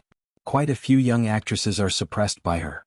She usually associates with many rich and powerful young masters. We can't win against her. I'm not going to become enemies with her. I'm just trying to reason with her, Yun Shirshir said unhappily. Reason? Mu Shi laughed and said helplessly, this industry is like this. There's no reason. It only cares about whether you have the ability, power, background, backing, and resources. People in this industry only care about this. Reason is a joke in their eyes. I don't want to cause trouble for you. Since I've chosen this job, I'm already mentally prepared. Alright, I have my own opinions. No matter what, she has to apologize to you today. With that, Yun Shirshir held her hand and walked toward Yan Bingqing's lounge. Mu Shi followed behind and could not help but feel that Yun Shirshir's image had suddenly become bigger. It was not that she had never been an assistant to other celebrities. The so-called assistant could be said to be livestock that worked like a cow or a horse. If a celebrity was unhappy, they could beat or scold her as they wished. Being an assistant was tough. On the surface, it seemed to be glorious and could be in the same frame as many celebrities and be in close contact with them, but in reality, being an assistant was the most difficult and the most vulnerable. There was no such thing as a celebrity who truly treated you as a friend. However, Yun Shirshir's appearance had shattered her understanding. It turned out that there was someone as amiable as Yun Shirshir among celebrities. Mu Shi was indescribably grateful to Yun Shirshir. Yan Bingqing's lounge was a VIP lounge that she had designated. It was luxurious and high-end, even a grade higher than Yun Shirshir's. Yan Bingqing was very particular about the equipment on set and had strict requirements. This lounge was originally prepared for Yun Shirshir, but Yan Bingqing snatched it away. Yun Shirshir didn't care and gave it away. Anyway, it was just a lounge. To her, it didn't matter at all. At the entrance of the lounge, Yun Shirshir walked in as if there was no one else around. Yan Bingqing, who was in the midst of putting on makeup, had a rough idea of what was going on when she saw her walking in with Mu Shi. She had long expected this to happen. She wasn't afraid that Yun Shirshir would come looking for her. Since she was here, she could give her a show of strength and teach her a lesson. Yan Bingqing smiled and asked, "What's wrong? Sister Bingqing, are you busy?" Yun Shirshir was not as angry as the actress had imagined her to be. Instead, she gave her an amiable smile and behaved elegantly. It was a kind of elegance that seemed to come from a noble's bones. It was different from Yan Bingqing's aura. The former's aura was natural, while the latter's was just a combination of makeup and scripts. When the two stood together, it was obvious who was superior. Yan Bingqing was stunned for a moment before replying, "I'm not busy." She didn't realize that her aura had been greatly suppressed by Yun Shirshir's frown and smile. "It's like this. I just came back from filming and saw that my assistant's arm was scalded. Although she didn't say anything to me, I heard from some people present that you were the one who splashed it. I want to ask what exactly happened." Chapter 678. Yan Bingqing said plainly as she slowly stood up. Her posture was elegant and enchanting as if she were a queen, high and mighty. She walked up to Yun Shirshir and looked down at her condescendingly. Clearly, she was disdainful of her confrontation. "Yo, are you a saint? You actually came to confront me over an assistant. What? So what if I did it?" As Yan Bingqing said this, her eyes turned exceptionally vicious. "I did it on purpose. So what?" The provocation on her face seemed to be silently declaring, Even if you are my assistant, what can you do to me? Yun Shishir narrowed her eyes as a trace of restrained anger surfaced in her eyes. This Yan Bingqing is indeed targeting me, so she laid her hands on my assistant. How can she be so ruthless? Behind her, Mu Shi saw Yan Bingqing's serious and provocative expression. From the corner of her eye, she caught sight of Yun Shishir's suppressed anger and was about to explode. Afraid that things would blow up, she kept tugging at her assistant's hand and whispered, "Let's go. Let's go." She didn't want to stir up trouble. Yan Bingqing raised her eyes and saw her assistant's nervous expression. She could not help but laugh. "Look, your assistant is asking you to leave quickly. Even she knows not to offend me easily. You're the only one who doesn't take me seriously." Upon hearing this, Yun Shishir raised a brow mockingly. "Yun Shishir, this is just a piece of advice. I'm warning you, even if you have Director Lin's favor, don't bully others too much. So what if you're the female lead? So what if you're very popular now? Let me tell you, on the set you're the junior and I'm the senior. Please don't put on such a high and mighty attitude all day long. I'm so annoyed just looking at you." Yan Bingqing was talking to herself, but was suddenly interrupted by Yun Shishir's sneer.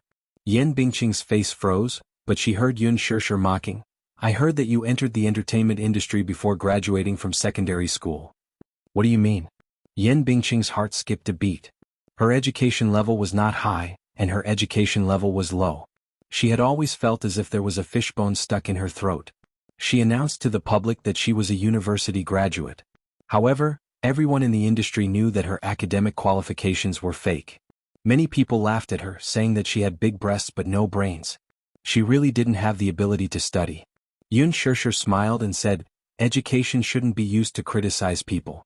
Some people don't have high education but they are still very cultured. But today I have seen it for myself. Yan Bingqing, you really should study more.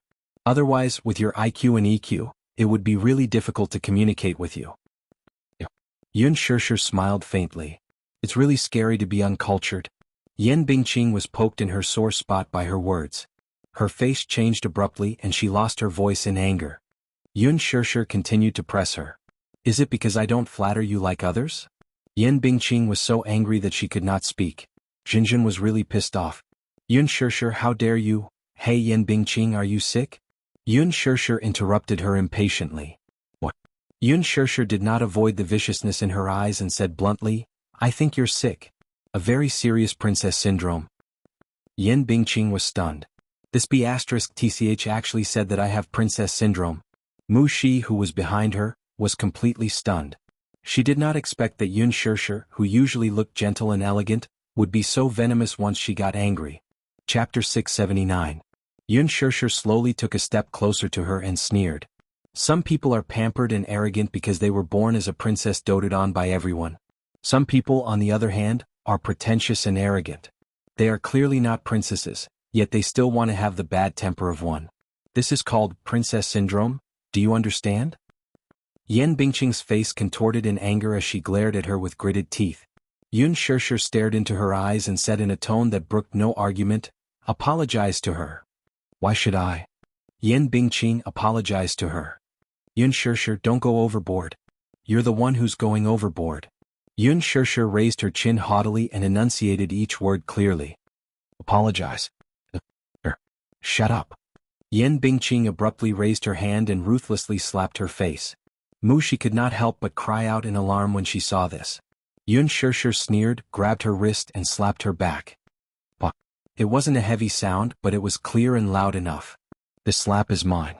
Her face was calm and her tone was unusually calm, but between the lines, there was an inviolable majesty. Yan Bingqing was stunned. While she was in a daze, Yun Shishir walked to the table, picked up a cup of cold water and returned to Yan Bingqing. She raised her wrist and splashed the water on her face. Crush. The water splashed on Yan Bingqing's freshly made-up face and drenched it. The water flowed along her eyelashes, the tip of her nose, and dripped down her cheeks. Yan Bingqing was caught off guard when the water splashed on her face. She took a deep breath and closed her eyes, letting the water drip down. Yun Shishir slowly said, "This is for Mu Shi." With that, she ignored the anger on Yan Bingqing's face and walked away with Mu Shi. Yan Bingqing was so angry that her whole body trembled. The assistant behind her quickly picked up a towel and hurriedly wiped the water on her face. This wipe ruined more than half of the makeup she had put on. The assistant was careful, but she still accidentally hurt her. Yan Bingqing angrily pushed them aside and shouted, "Get lost! Get lost! All of you get lost!" The assistants looked at each other and then scrambled away, afraid that Yan Bingqing would be implicated in her anger. She was the only one left in the spacious lounge. Yan Bingqing sat in front of the dressing mirror and looked at herself. Her face was in a terrible state and her clothes were drenched. The makeup on her face was done in less than an hour. As for the clothes on her body, she had to borrow them from the costume team.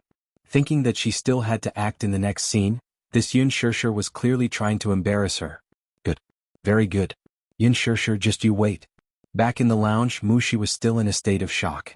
She looked at Yun Shirshir, who was sitting in front of the mirror with a calm face. Thinking of the scene earlier, she could not help but tremble in fear. Seeing Yun Shirshir's calm face, she could not help but tremble. "Shirshir, aren't you afraid?" "Afraid of what?" Yun Shirshir was confused. "Afraid that Yan Bingqing will take revenge on you." Yun Shirshir smiled, thinking that she was making a mountain out of a molehill. "Yan Bingqing is not a monster. Will she eat me?" Chapter 680. "I know." Yun Shirshir put down the powder in her hand and looked at her seriously. "I know what kind of person Yan Bingqing is, so I don't offend her easily. Mushi, you should know that I'm not someone who likes to stir up trouble. If I can give in, I'll give in." Hence, when Yan Bingqing wanted to occupy her waiting room, Yun Shirshir did not fight with her and chose to take a step back. Yan Bingqing had repeatedly made things difficult for her, ostracized her and bad-mouthed her. She did not argue with her either. She just wanted to finish filming in peace. That was all. However, this doesn't mean that I'm weak. I have my principles too. Yun Shirshir looked at her assistant and said lightly, "She can go against me, but I can't tolerate it when she implicates the people around me." Mushi was deeply shocked by her serious words. "Perhaps, in the eyes of many, I seem to be a weak person. But whether I'm weak or timid, everyone has a reverse scale." She was touched, but she could not hide the worry on her face. "But, what if she takes revenge on you?" "Shirshir, you don't have to offend such a person for me. What will you do if she takes revenge on you?" "I'll deal with whatever comes my way," Yun Shirshir said lightly. Mushi looked at her calmly and worriedly. There was a scene in the afternoon between Yun Shirshir and Yan Bingqing. However, Yan Bingqing did not arrive after a long time. Lin Fengtian waited for a long time but still did not see her. He was so angry that he almost cut off the scene. In the end, Yan Bingqing's assistant came in a hurry to report that Yan Bingqing had a fever. Fever? Lin Fengtian cursed a few times. He had only heard of people suffering from heatstroke in this weather. He had never heard of a fever. He did not know what she was up to now. Forget it, forget it. Lin Fengtian hurriedly arranged for the next scene. Because Yan Bingqing was sick, this scene could only be postponed. Yun Shirshir frowned suspiciously. She didn't know what Yan Bingqing was up to. Could it be that she had caught a cold and had a fever after splashing a cup of water on her? He was too weak to stand up to a gust of wind? Mushi whispered into her ear, "Shirshir, maybe she didn't have time to touch up her makeup and got her clothes wet. She's afraid that the director will blame her, so she found an excuse." Only then did Yun Shirshir come to a realization. After filming in the afternoon, Lin Fengtian announced the end of the day's filming because the weather was too hot. For the past few days, the filming had been going very smoothly. Lin Fengtian was in a good mood and suggested that he invite Gu Xingze and Yun Shirshir to have a meal together. He felt that ever since that incident, there was something strange between the two of them. Everyone was very engrossed in filming, but after filming, Gu Xingze and Yun Shirshir had almost zero interaction. Even when filming, Gu Xingze was absent-minded from time to time, sometimes forgetting his lines. Although these were small mistakes, Lin Fengtian noticed them. Thus, he pondered for a meal to let the two familiarize themselves with each other. Yun Shirshir apologetically refused. "Director Lin, I'm sorry, I still have something to do back home." "What is it?" "I still have to take care of my father when I get back." In fact, Yun Yeqing had rushed back to his hometown to attend the funeral. She was worried about leaving the little lad alone at home. Although Li Hanlin was fetching him to school, it was rare for it to end so early, so she wanted to rush back to give him a surprise. Naturally, she could not be frank with Lin Fengtian about this. Chapter 681. When they reached home, Yun Shirshir purposely walked softly in order to give little Munchkin a surprise. The moment she entered the house, she saw the school bag on the sofa. Yun Shirshir walked into the kitchen and didn't see little Munchkin. Instead, she saw the groceries she had bought from the market placed on the countertop. She glanced at it. It was a sumptuous meal of meat and vegetables. Yun Shirshir walked to the study and pushed the door open. Little Munchkin was scrolling through Weibo in the study. These 2 days he had been paying attention to the official Weibo of the Green Apple. Mommy left early and returned late because of filming. He rarely had the time to spend with Mommy like before. He could only follow Mommy's progress on the set through the behind-the-scenes photos that were posted on Weibo. Hearing the door open, he looked up in shock. When he saw that it was Yun Shirshir, he was surprised. "Mommy? You're back." As he spoke, he flew into her warm embrace. "Mommy, you missed you so much." "Little fool, Mommy and you haven't seen each other for a day." Yun Shirshir scratched his nose, not knowing whether to laugh or cry. Yu lifted his little face and replied in all seriousness, "How could that be? Why do I feel like I haven't seen Mommy for a year? Is it that exaggerated? It's called, a day feels like a year. Mommy is stupid." Yu smiled gently and planted a kiss on her cheek. "Mommy, why are you back so early today?" "Because I missed my Yu." Yun Shirshir couldn't help but pinch his cheeks. They were chubby. They felt good. She couldn't help but pinch them a few more times. Little Munchkin didn't look aggrieved at all. He looked at her with a smile as if he was an adorable doll, obediently allowing her to do whatever she wanted to him. Little Munchkin seemed to have put on some weight recently. At least his face wasn't as thin as before. It was chubby and cute. How can my Yu be so cute?" Yun Shirshir rubbed her face against his. Little Munchkin's watery eyes curved into crescents as he enjoyed this intimacy. If it was possible, he wouldn't get sick of it even if his mommy pinched his face for 1,000 years or even 10,000 years. It's because Mommy is so beautiful, so beautiful. Yu inherited Mommy's beautiful genes. That's why Yu is so cute. With this compliment, Yun Shirshir was so proud that she could fly to the sky. She couldn't help but rub his hair. "Our Yu is so sweet. Mommy loves you so much." Hee. Yu emphasized seriously, "Yu is telling the truth, the truth." "All right. Be good. Then Mommy will go watch some TV first. When Yu is done making dinner, you can massage Mommy's shoulders." Yun Shirshir nodded. Yun Tianyu then went straight to the kitchen. Yun Shirshir sat on the sofa and watched TV for a while. Coincidentally, she switched to an entertainment channel, which was broadcasting an interview with an entertainment reporter on set for The Green Apple. When the interview came to Yan Bingqing, the reporter asked a sharp and piercing question. "Yan Bingqing, many fans on Weibo are comparing you with Yun Shirshir. What do you think of this?" Yan Bingqing faced the camera with undisguised arrogance and contempt. She retorted, "You're asking me what I think and I'm asking you what you think. What's there to compare?" The reporter said, "I think this comparison is very impolite." Chapter 682. Yun Shirshir's face turned cold. She picked up the remote control and turned off the TV. How annoying. Forget it. At least, out of sight, out of mind. She walked to the kitchen. Just as she walked in, she saw the pot on the gas stove heating up. Yu was holding a kitchen knife, and after a series of clanging sounds, he deftly cut the scallions into small pieces and threw them into the pot together with the garlic cloves. He then skillfully stir-fried them. Yun Shirshir was dumbfounded by the sight. Every time she saw Yu's superb knife skills, she would be shocked. After a while, a fragrant aroma wafted out. Yun Shirshir smelled it intoxicatedly, and her tightly knitted brows relaxed a little. With the children at home, everything was fine. Her greatest fortune was giving birth to Yu and Xiaoyichen, these 2 babies. Yu especially was the little god of warmth. No matter what upset her outside, when she saw Yu's bright smile at home, all her unhappiness and annoyance would quickly dissipate. Her little god of warmth seemed to have mastered some magical magic. He always had the ability to disperse her negative emotions. How nice. This was probably the so-called happiness. Yun Shirshir did not know how other children of this age were like, but she felt that Yu was only 7 years old. Was he too precocious? Yun Shirshir was deep in thought. Was she not a good mother? While she was deep in thought, Yun Tianyu had finished cooking a dish. When he turned around, he saw her standing at the door with a strange look on her face. He could not help but raise a brow. "Mommy, what's wrong?" Yun Shirshir came back to her senses at once. Nothing. Did I disturb you?" The corner of his lips twitched. "No, it's just that the kitchen reeks of oil and fumes. Mommy should go out or else you'll become a haggard old woman." Yun Shirshir was amused by him. "What haggard old woman? Aren't you afraid that you'll be affected by the smoke?" Yun Tianyu smiled elegantly without saying a word, but his eyes seemed to say, "Who asked me to be so unlucky to have a mommy who is not good at housework?" Yun Shirshir was shocked by his gaze. Hey hey hey. I protest. You're obviously mocking mommy with that look in your eyes. But Yu doesn't dislike mommy for that. As he spoke, he picked up the vegetables at the side and poured some water to wash them carefully. Didn't Yu say this before? Mommy is in charge of being beautiful and Yu is in charge of raising the family. When Yun Shirshir heard this, she didn't know why. Even though it was clearly a joke, she vaguely felt guilty towards Yu. Hence, she walked behind Yu and hugged his soft body.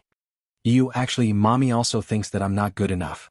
Yu was startled and immediately retorted, who said that? Who said bad things about mommy? It must be Muyaja. That man must have accused mommy of being irresponsible in front of mommy. At this moment, a certain man in the Mu Group CEO's office sneezed elegantly. He was shot in the crossfire. Yun Shirshir shook her head. You don't have to cook anymore. Let mommy do it. No.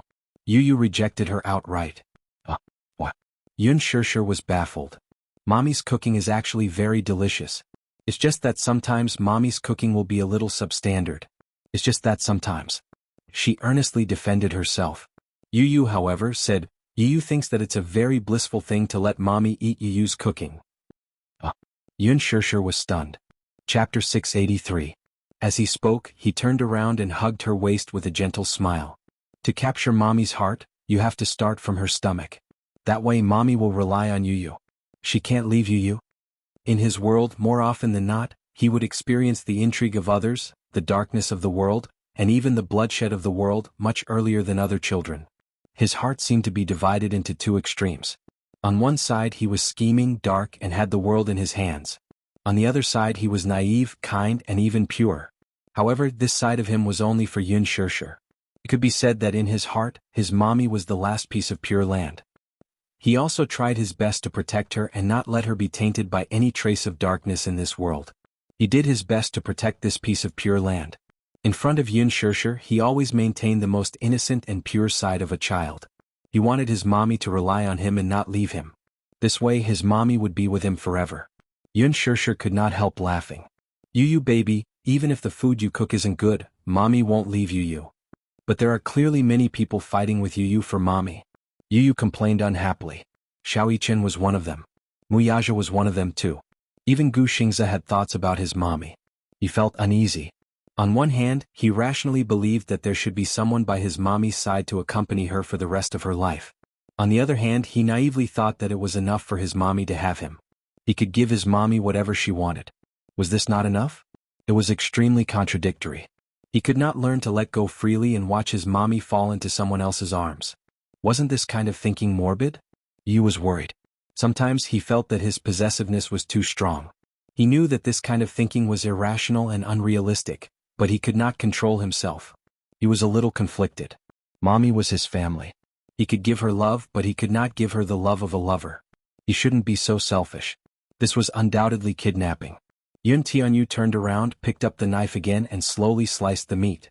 But his mind was still stubbornly mulling over this question. His mind was in a mess, muddle-headed. His thoughts were in a mess and he didn't pay attention to the movements of his hands. In a moment of carelessness he accidentally cut his finger. Yu was still immersed in his thoughts and did not notice the sharp pain coming from his fingertips. When he came back to his senses, he lowered his head and saw that the chopping board was already dyed red.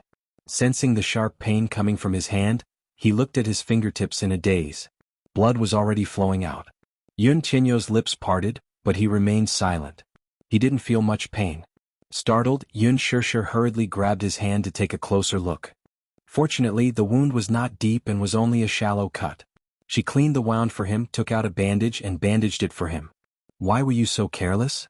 Yun Shirshir asked with a frown. Yu was startled and shook his head. He was distracted and thinking about something just now, so he did not pay attention. Go sit on the sofa first. Leave the rest to mommy. Yun Shirshir said as she carried Yu to the sofa. Yu pursed his lips and nodded obediently. Chapter 684. After serving the dishes, Yu sat at the dining table and looked at the sumptuous spread on the table with a blissful smile. Yun Shirshir was wearing the same teddy bear apron as Yun Tianyu's. This was personally chosen by Yu. He liked this design very much. Just as Yun Shirshir sat down at the table, the doorbell rang. The mother-son pair looked at each other strangely. Who could it be? Father? A few days ago he went back to his hometown for a funeral and said that he would only be back half a month later. Could he be back early now? Yun Shishir got up and walked to the door. Just as she opened it, a cute little head poked in. Xiao Yichen poked his head in first as if to inquire about the situation. When he looked up, he bumped into Yun Shishir, who was standing at the door in surprise. He opened his mouth and wanted to call out, "Mommy," but he had always been a dull and shy person. He didn't know how to play tricks or act cute, so he couldn't force a word out of his mouth even after a long time. Xiao Yichen could not help feeling a little embarrassed. He had clearly prepared himself mentally. Even if he did not utter a single syllable from the way his lips moved, it was clear that he was calling out "Mommy." Yun Shishir saw it. She could not help laughing. This child was quite shy. The little lad's sudden visit surprised her, but more than that, she was delighted. "Why are you here?" Yun Tianyu heard the commotion and could not help turning his head to take a look. When he saw that it was Xiao Yichen, the satisfied smile on his face faded a little. Why was it him? Mu Yichen. Why was he here? Mu Yichen walked in obediently, and Mu Yaja followed closely behind. A certain man said righteously, "I wanted to bring Xiao Yichen to visit the set, but I received news that filming ended early today."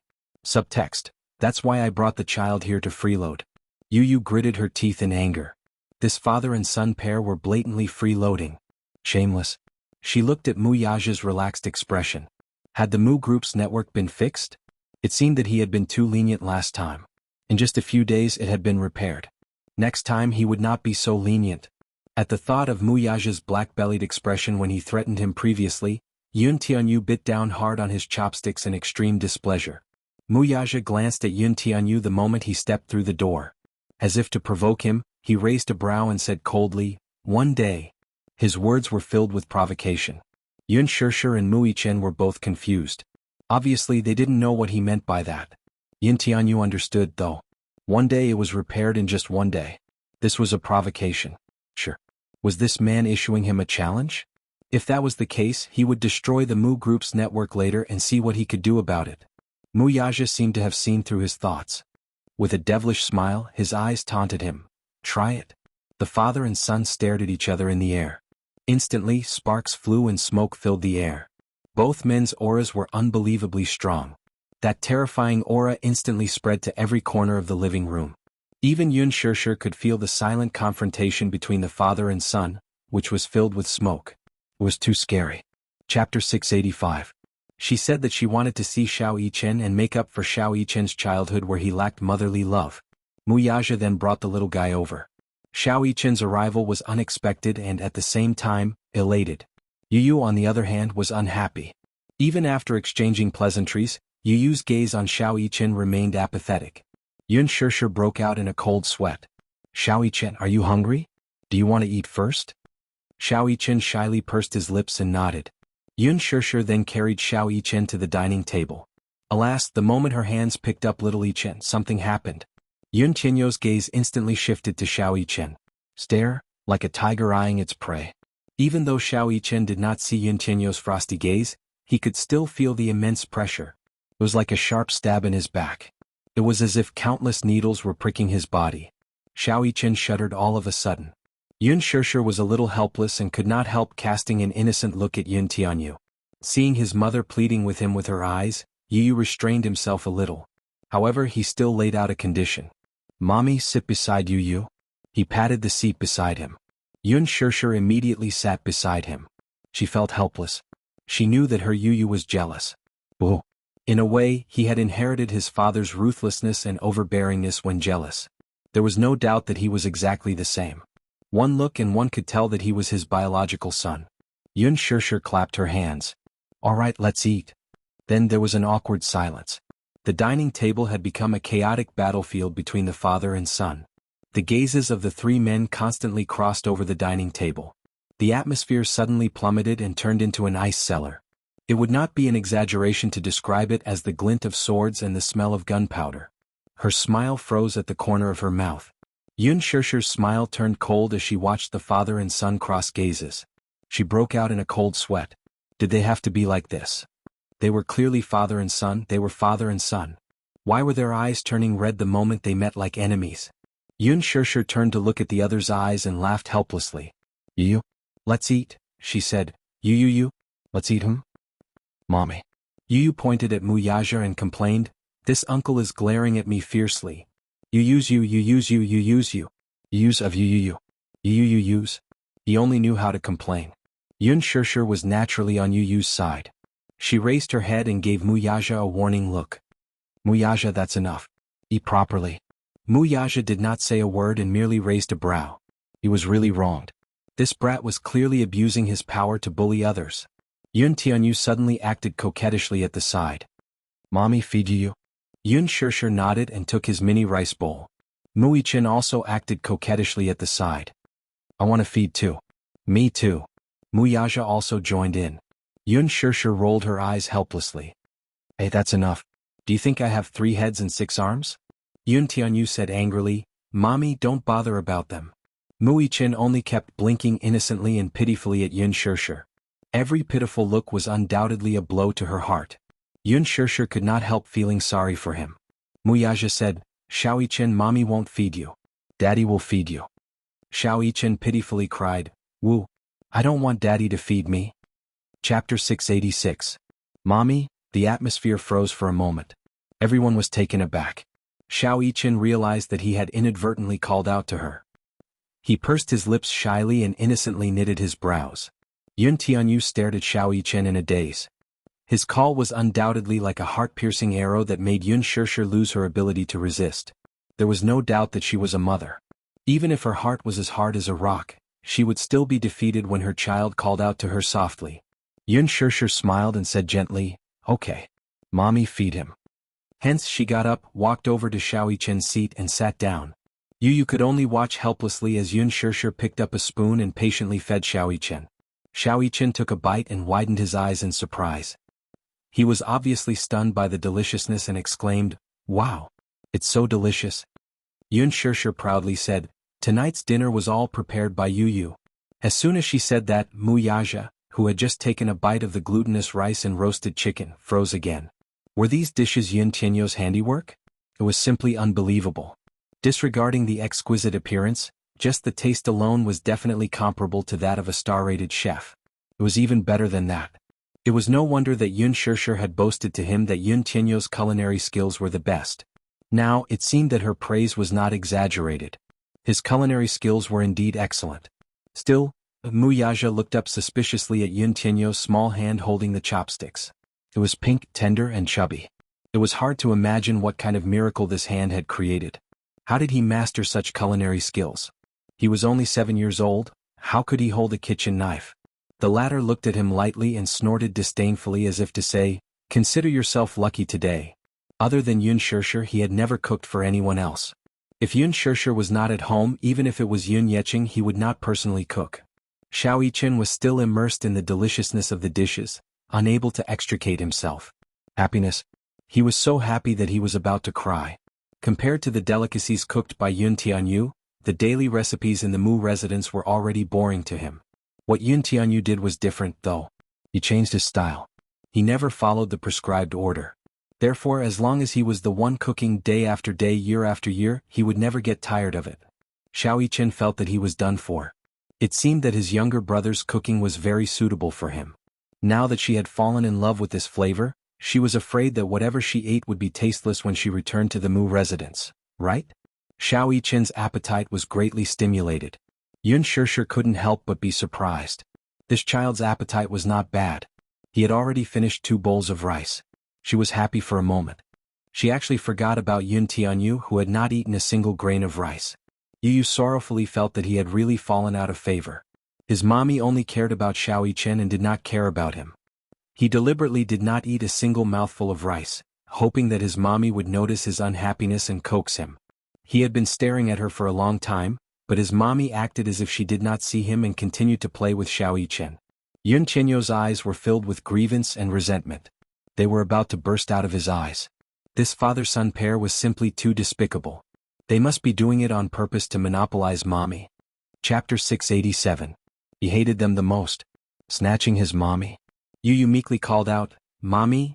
Out of the corner of his eye, he saw a figure move. Yu looked up and saw Muyaja sitting beside him with his palm gently covering his adorable little head. Are you angry? Yu Yu turned his face away in a fit of pique and ignored him. Muyaja, however, pinched his chin and forced him to look at him. Daddy is talking to you, it's impolite to ignore Daddy. Yun Tianyu snorted. Did I admit that you're my daddy? Don't flatter yourself. He was proud and awkward deep down. His stubbornness was quite similar to his mommy's. You're shy. No, I'm not. Yu Yu? Muyaja thought that this lad was really adorable when he was being awkward. Next time, cook for Daddy too, okay? No, I'll only cook for Mommy. Don't even think about it. Yun Tianyu stuck out his tongue provocatively at him. Dream on. Muyaja lowered his eyes to look at him. Suddenly, he used a pair of chopsticks to gently pinch the boy's little pink tongue. Yu Yu, is this man a pervert? Is it fun to tease me like this? Interesting. Muyaja seemed to have seen through his thoughts as he commented nonchalantly. Muyaja, are you a pervert? It's not cute for a child to talk like this. Besides, if I'm a pervert, what are you then? If he said that he was a pervert, then he was his son. Was he not a little pervert too? In fact, he even suspected that this son of his had a genetic mutation. If not, how could he be so abnormal? Unexpectedly, Yun Tianyu casually replied, I'm a genius. Unlike you, I'm a genius. You're an old pervert, the most perverted kind. Muyaja retorted, you're a genius. Don't you have my genes to thank? Thank you? If it weren't for your genes, I might have been better. You're so cute. Shouldn't you thank me? Muyaja, open your eyes and look carefully. I obviously inherited more of my mother's beauty. I despise you. You're so smart because you inherited my genes. Then why don't you explain why Mui-chen is so stupid? Mui-chen, who had been eating quietly at the side, was a little hurt. He felt as if he had been shot while lying down. Muyaja righteously defended his debao. How is he stupid? If you ask him to calculate 1 plus 2 plus 3 plus 4 plus 5 plus 6, he can't wait to count his toes. I'm smart because my mommy taught me well, unlike Mui-chen, whose IQ is trampled under his feet every day. Mui-chen's pinkish face scrunched up sadly, feeling hurt. The father and son bickered with each other. Muyaja bitterly realized that he thought he had a sharp tongue, but when compared to Yun Tianyu in this aspect he was nothing. He could only be crushed by Yun Tianyu.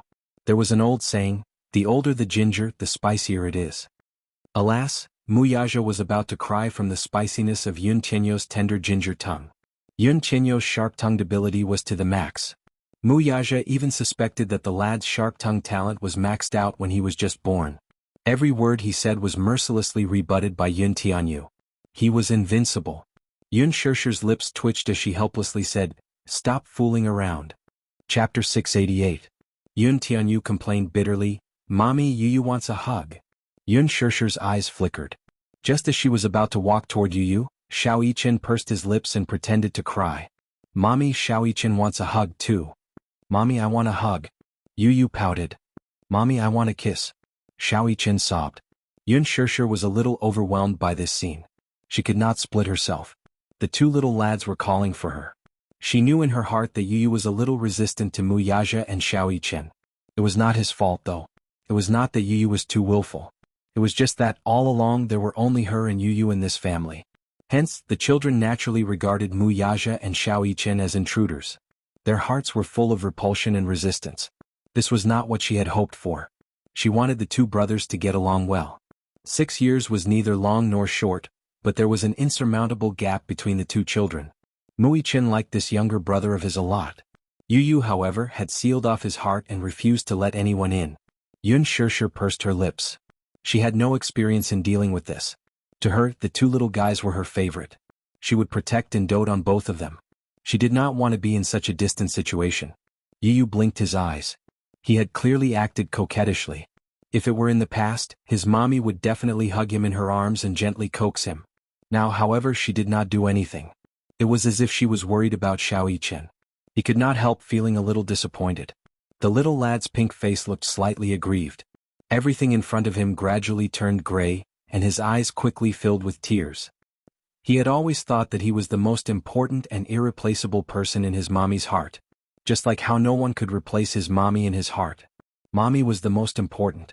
However, why did it seem that he was not the most important person in his mommy's heart? Mommy, do you not love Yu Yu anymore? Yu Yu pursed his lips aggrievedly as tears streamed down his face. Mommy is the most important person in Yu Yu's heart, but Mommy doesn't love Yu Yu anymore. Little Munchkin's pink lips were tightly pursed. Even though he was pretending to be stubborn, his little face was still wet with tears. She hurriedly explained, "No. Mommy still loves Yu. Just..." Her delicate brows furrowed slightly as her gaze fell on little Ichin, who was equally at a loss. The latter felt so wrong that his eyes turned red. He loved his younger brother very much too. He could not bear for him to be wronged. He did not mean to compete with his younger brother earlier. He just thought that it was a joke and that he was just teasing him. On the one hand, he wanted to get closer to Yun Shirshir. His daddy told him that this woman was his dearest mommy. And this child was his biological younger brother. After being separated for 6 years, they finally reunited, but this younger brother of his seemed to have built a tall wall and did not let them get close to each other. He did not know how to open the door to Yu Yu's heart. What should he do? Xiao Yichen walked to Yu Yu's side aggrievedly. His small hand gently pinched the corner of his shirt and tugged at it, trying to get his attention. Yun Tianyu took a step back and distanced himself from him. Chapter 689. He opened his mouth, but his voice was as soft as a mosquito's buzzing. He was easily embarrassed, and it could even be said that he was a child who never took the initiative. He took the initiative to approach him and talk to him, but Yu Yu was a little cold and avoided his intimacy.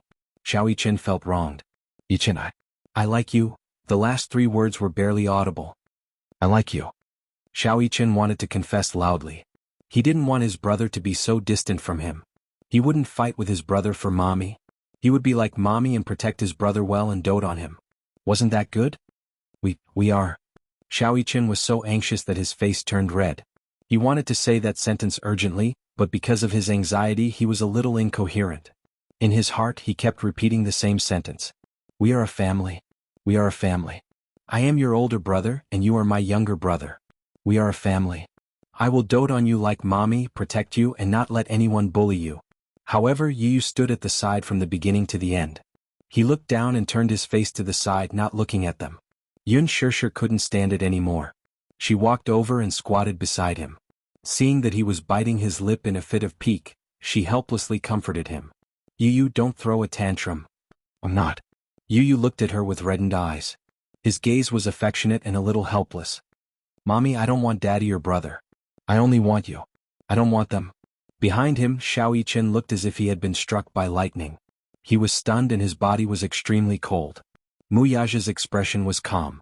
Yu Yu's reaction was as he had expected. This child's possessiveness towards Yun Shirshir was unusually strong. Yu Yu was a stubborn child.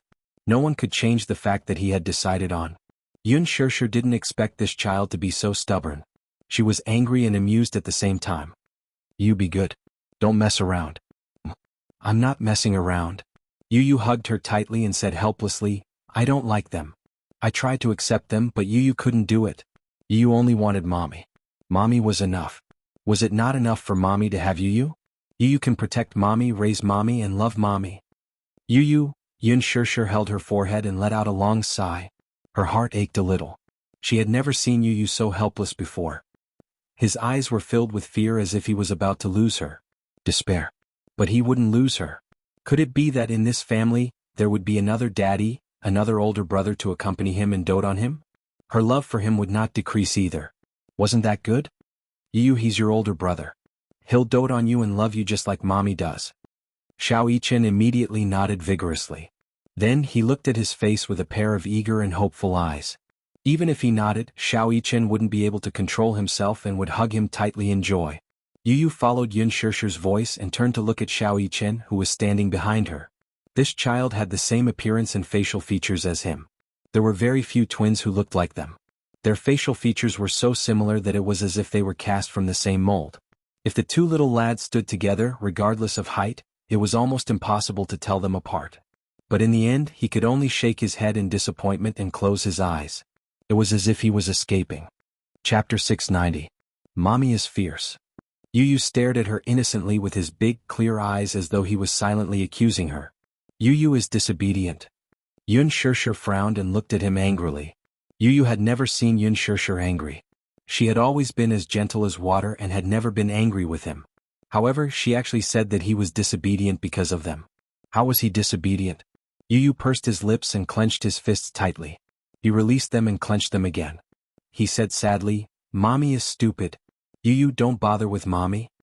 With that, the little guy ran back to the bedroom in a fit of pique. Bang! He slammed the door shut. In the living room, the three of them looked at each other and smiled helplessly. Xiao Yichen said sadly, "Mommy, did I make little brother angry?" In the bedroom, Yu buried himself in the blanket and covered himself with it in a fit of pique. His small body curled up into a ball under the blanket and hugged himself tightly like a helpless baby. His eyes had long dried up and there were no more tears. However, his heart felt as though it had been viciously ripped open by a sharp object and was bleeding profusely. The door was slowly opened, and the sound of light footsteps came to the bedside. Was it Mommy? Did Mommy come to coax him because she was afraid that he would be angry and sad? Yu carefully lifted a corner of the blanket and saw Xiao Yichen's bright and sunny smile. It was as though a huge hole had opened up in the darkness. The sunlight shone through the hole and it was warm. Yu was stunned and his eyes widened. Yu. Xiao Yichen called his name carefully. His face was so gentle that it was almost dripping with water. His heart skipped a beat. The grievance in Yu's eyes faded a little. What? I. Xiao Yichen gritted his teeth and said somewhat awkwardly, I like you, Yu. I know. Yu was a little arrogant. He snorted as if he was embarrassed and quickly covered his face with the blanket again. At this moment, Yu's handsome little face was slightly hot because of Xiao Yichen's shy confession. Xiao Yichen grabbed a corner of the blanket and smiled. It's okay if you don't like me. I'll protect you. I know you're afraid that I'll steal your mommy from you, right? Little Munchkin remained silent under the blanket. Xiao Yichen blinked and smiled. Don't worry, I won't steal your mommy. Because I'm the older brother. I'll let you have your way.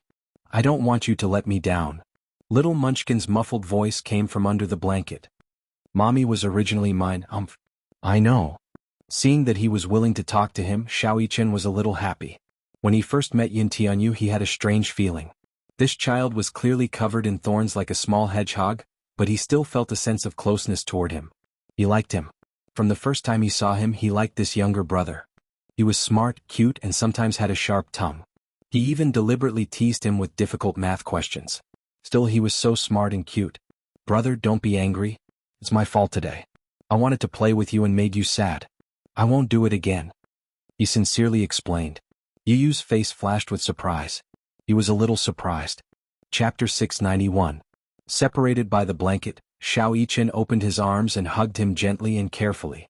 Under the blanket, Yu felt his brother's closeness and his face flushed red. Xiao Yichen's hug made him so nervous that he didn't know where to put his hands.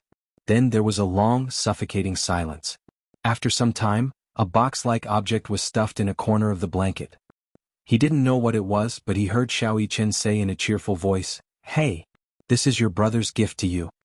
He had specially prepared this gift for him before he came. It was his gift to his brother. Xiao Yichen's footsteps could be heard from outside the blanket. Then there was the sound of the door closing softly. Yu poked his head out of the blanket and took out the object that Xiao Yichen had stuffed into the blanket. Under the light, he saw an exquisitely wrapped gift. Was it a gift? This fellow was quite attentive. He didn't seem as annoying as he thought. Yu's eyes curved slightly, and a hint of a smile appeared at the corners of his lips. He didn't even realize that when he held the gift in his hands, the corners of his lips were curled up in satisfaction. After dinner, Xiao Yichen sat in the front passenger seat in the car. He seemed to be in a good mood, and the corners of his lips were always curled up. Mu Yaja glanced at him from the corner of his eye and couldn't help but ask, What gift did you give your brother? It's a secret. I'm not going to tell Daddy. Xiao Yichen deliberately made a face mysteriously and then said shyly, My brother will definitely like my gift. Mu Yaja teased, But your brother doesn't seem to like you. My brother will definitely like me. Xiao Yichen leaned against the window and looked at the bright moon in the sky as he vowed solemnly. At night, before the lights were turned off, Yun Shishir walked into the room and saw that Yu was still sitting on the bed, playing with the exquisite gift in his hands. The gift was still beautifully wrapped. Although he didn't want to admit it in his heart, he was actually a little reluctant to open the gift.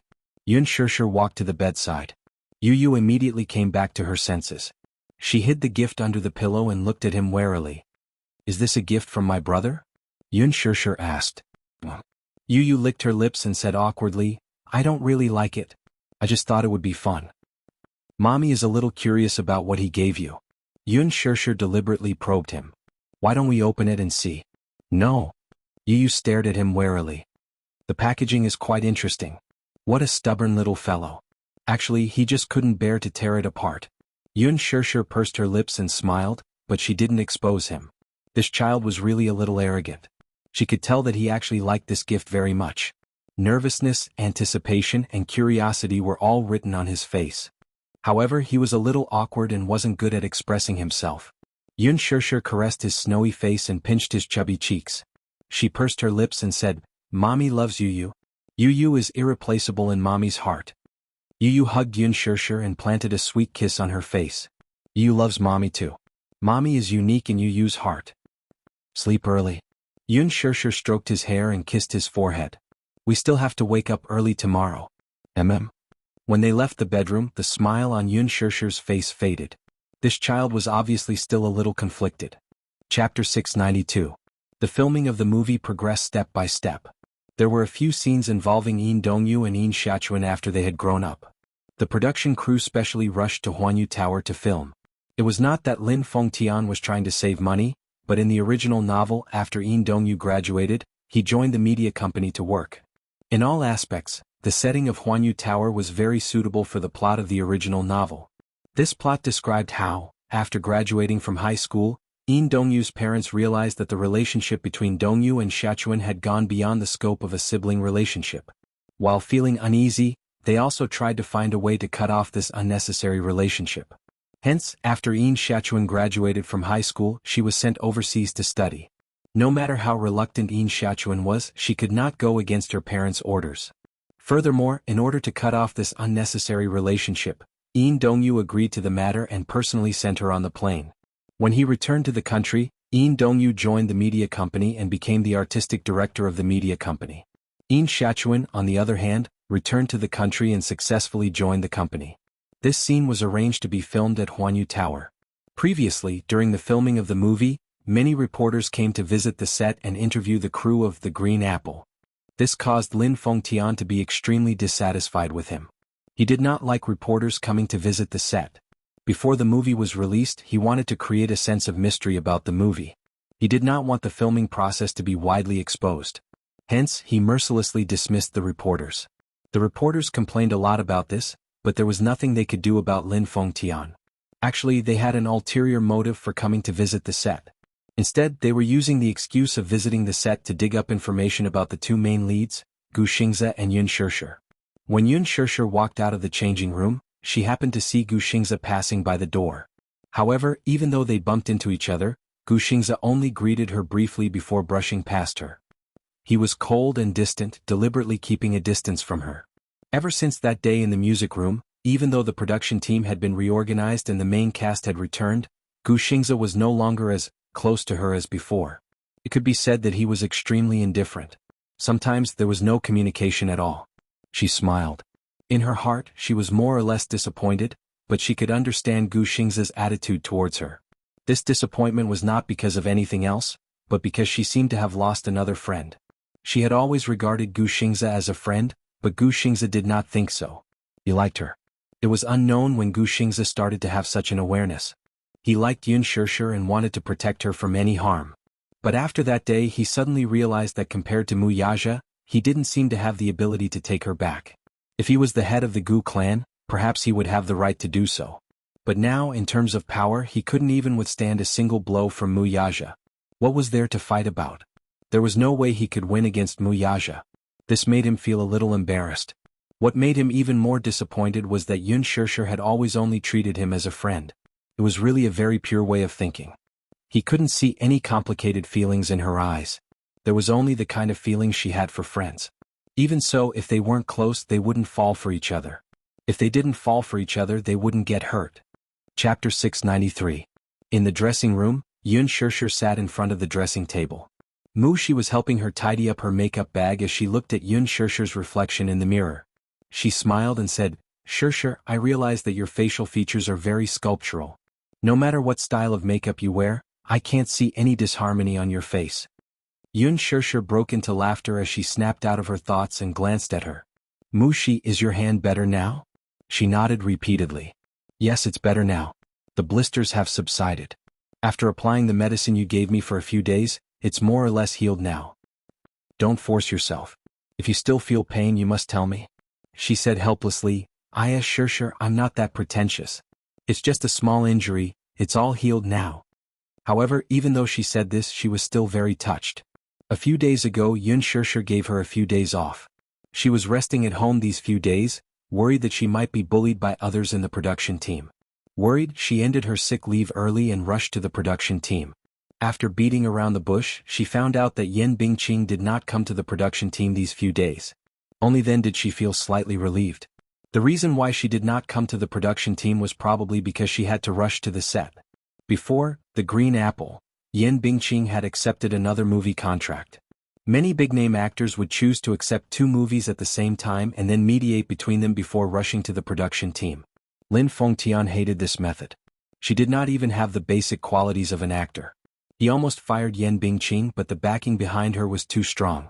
This role was originally given to the production team out of nowhere, so he had no choice but to swallow his anger. Yan Bingqing was not around a few days ago, so all her scenes were arranged for this day.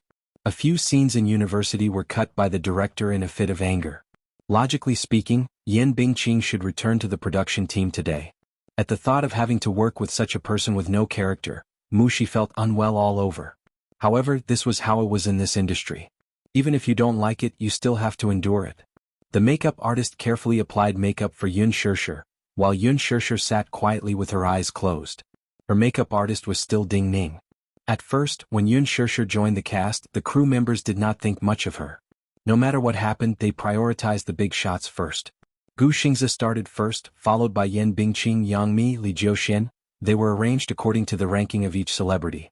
People were divided into different classes, flattering the strong and stepping on the weak. This was perfectly reflected in this film crew. There were several times when Sure had to do it herself because there was not enough manpower and she had no time to wait for Ding Ning to do the makeup. Fortunately, she had done some makeup homework before she joined the crew.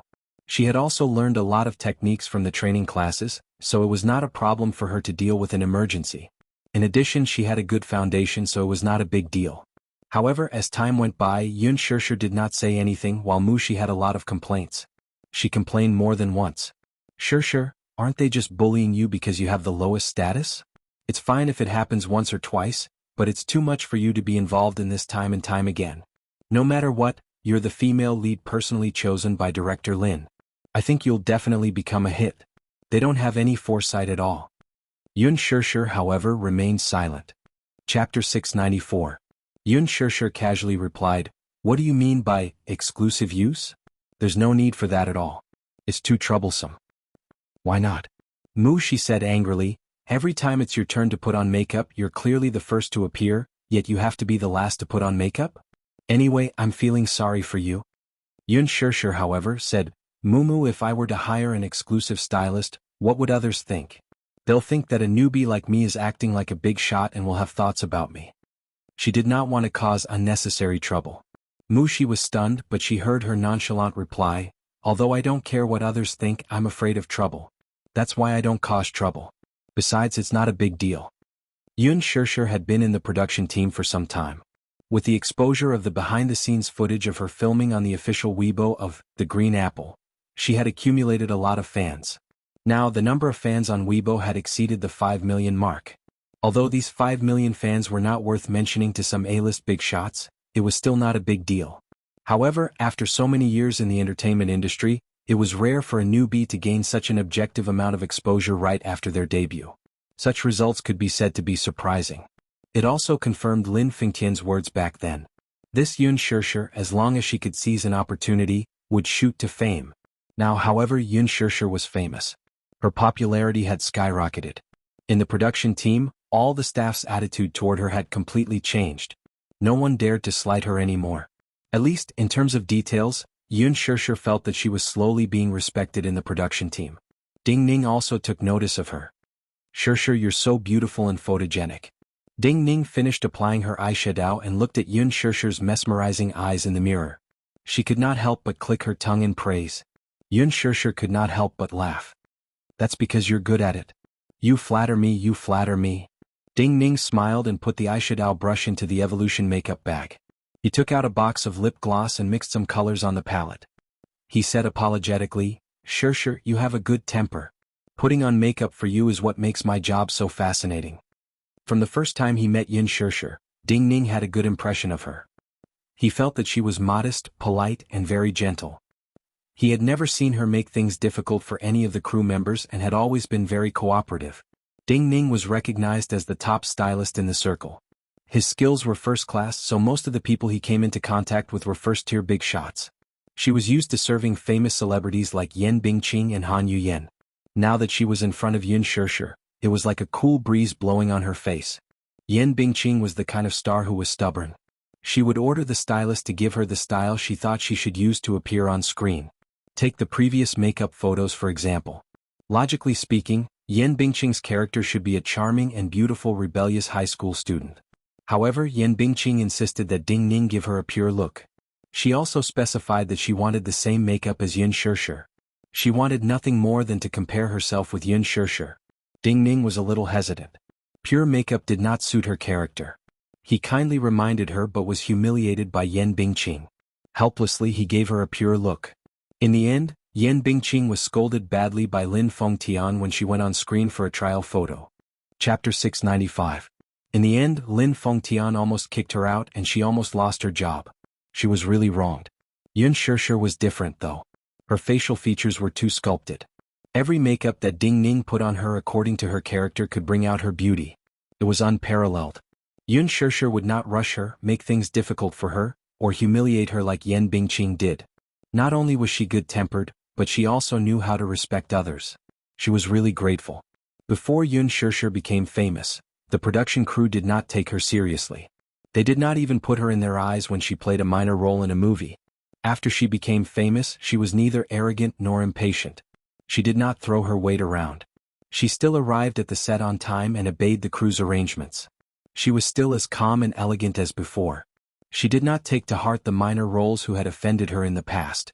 If it were a celebrity like Yan Bingqing, she would definitely get back at them, but she did not. She was really a special person. Gradually, everyone liked her from the bottom of their hearts. The three of them were chatting. This rare leisure time was suddenly interrupted by footsteps outside the door. The sound of high heels hitting the ground was crisp and powerful. Immediately after, the door was pushed open and Yan Bingqing walked into the dressing room coolly. Mushi turned around. When she saw that it was her, the smile on her face froze. Seeing that Yan Bingqing had returned to the set, the smile on Ding Ning's face gradually turned cold. Yin Shirshir, on the other hand, was the only one who remained unfazed.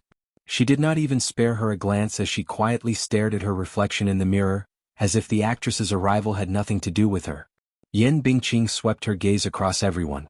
Finally, her gaze landed on Mushi, who was trembling at the side. Ever since that incident, Mushi had some psychological trauma toward Yan Bingqing. She was afraid of this woman from the bottom of her heart. Hence, when she saw her, she could not help but shrink into a corner. Yin Shirshir glanced at Yan Bingqing from the corner of her eye, only to see the latter looking as if she had seen a ghost. She smiled helplessly. Just as he was about to speak, he was interrupted by Yan Bingqing's cold voice. Yo. What a coincidence. You guys are here too? Mushi lowered her head and subconsciously hid behind Yin Shirshir without saying a word. Yin Shirshir reached out and covered Mushi's hand on her shoulder. Yan Bingqing's bright red lips curled into a smile when she saw Mushi's cowering look. What a loyal dog. The relationship between master and servant is pretty good. She continued to tremble in silence. Yan Bingqing asked coldly, Hey, is your hand better? Ding Ning, why did you stop? Yin Shirshir acted as if she had not heard Yan Bingqing's words. Seeing that Ding Ning was in a daze at the side, she reminded her. Ding Ning smiled and immediately made small talk. I was distracted just now. I was thinking of what lip color to match for you. What do you think about peach pink? Do as you deem fit. I believe in your taste. Yin Shirshir smiled slightly. Her indifference made it seem as if Yan Bingqing did not exist, as if she were air. Yan Bingqing's face instantly turned sullen. This Yin Shirshir was really capable. Every word she said was not hurtful, but she had the ability to make her angry out of embarrassment. She said hatefully, Yin Shirshir, get out of here. This dressing room is mine, you have no share. Mushi raised her head to look at her. She opened her mouth to defend her, but Yin Shirshir suddenly pressed her hand down as if to stop her. Her voice, which had just emerged from her throat, stopped abruptly. Chapter 696. The three of them were eerily quiet and ignored Yan Bingqing. Get out. Yan Bingqing's voice was slightly shrill as she gave the order to chase her out again. Yun Shishir still did not move. In a fit of anger, she walked up to Yun Shishir and swept all the makeup products in front of her to the floor. Foundation and eyeshadow were scattered all over the floor in a mess. Ding Ning was taken aback and raised his head in confusion. These were all her makeup products. She could tell that Yan Bingqing hated Yun Shishir, but was there a need to implicate the innocent? Even though she was full of complaints, Ding Ning did not dare to voice them out. That was because she was Yan Bingqing. Her background was Oh Huang's boss, Yang Shouqing. Who would dare to offend her? Only a newbie like Yun Shishir, who was like a newborn calf that was not afraid of a tiger. Yun Shishir raised her eyes slightly and cast a sidelong glance at her, as if questioning her childish behavior. What's wrong? I'm talking to you but you're ignoring me. What's the meaning of this? Are you putting on airs with me? Yan Bingqing questioned her hysterically. Her cold and vicious eyes were as sharp and vicious as a cobra's. Oh, I didn't hear you. Yun Shishir gave a perfunctory explanation. Yan Bingqing was exceptionally furious. You clearly heard me. But I didn't hear you speak human language, did I? Yun Shishir's face was calm and unruffled. Her concise and comprehensive words were full of mockery. Even Ding Ning and Mu Shi, who were behind her, were taken aback. Although Yun Shishir sounded calm when she spoke, her words were filled with inviolable arrogance. How dare she speak to Yan Bingqing like this? Was she not afraid of offending Yan Bingqing? Or was she really a newborn calf who was not afraid of tigers? Did she not know Yan Bingqing's background? Mu Shi's heart pounded wildly. Just as expected. Yan Bingqing's face flushed red with anger at her sarcastic words. Even though her face was covered with thick makeup, it could not hide her redness. She glared fiercely at her and said angrily, Yun Shishir, what do you mean by that? What do you mean I didn't speak human language? Explain it to me clearly. Is this sentence very difficult to understand? A dog's mouth can't spit ivory, have you heard of that? Yun Shishir's lips curled into a mocking sneer. Indeed, you're uncultured. You. Yan Bingqing was exasperated.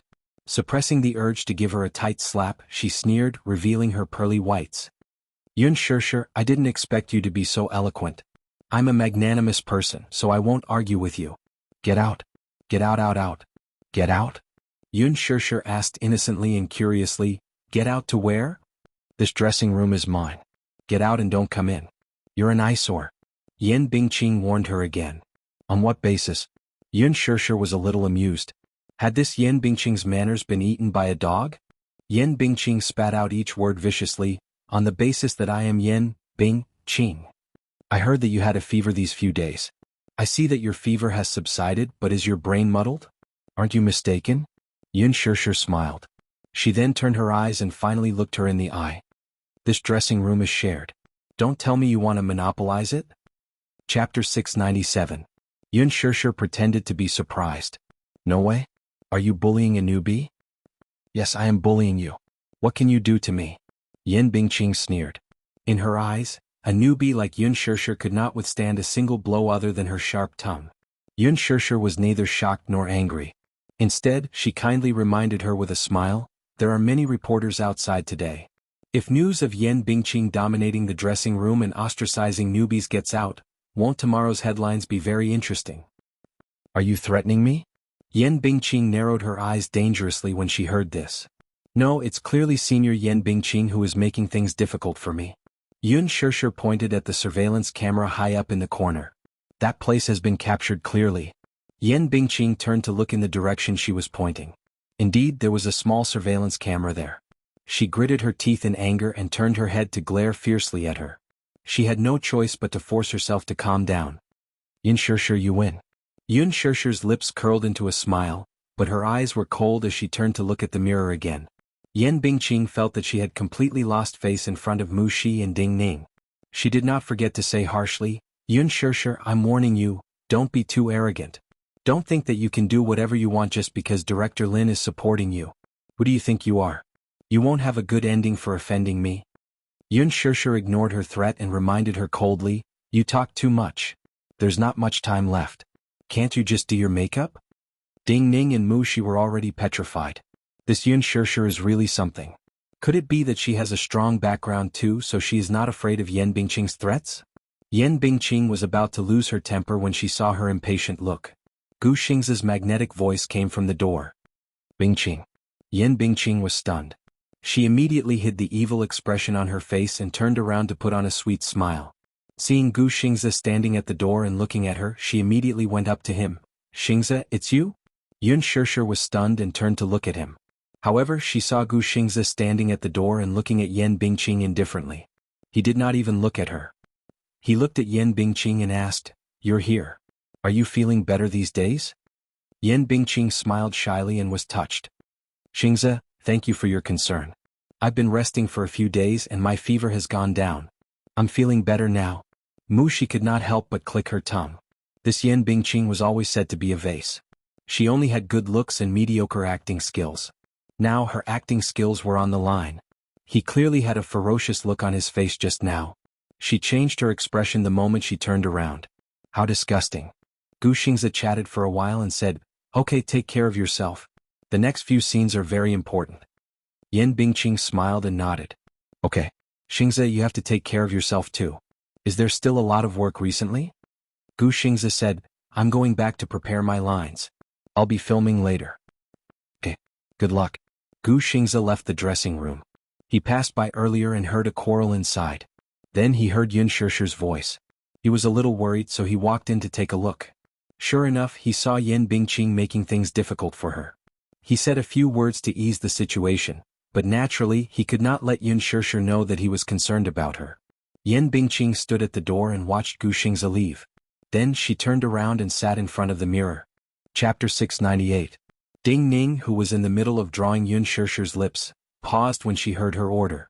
"Ding Ning, I told you to come over and do my makeup. Did you hear me?" "Ding Ning."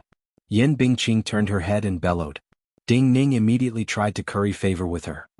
"Sister Bingqing, can you wait for a while? I'll do Shishir's makeup right away and then—" "Shishir? How affectionate." Yan Bingqing snorted. "Could it be that she's more important than me in your heart?"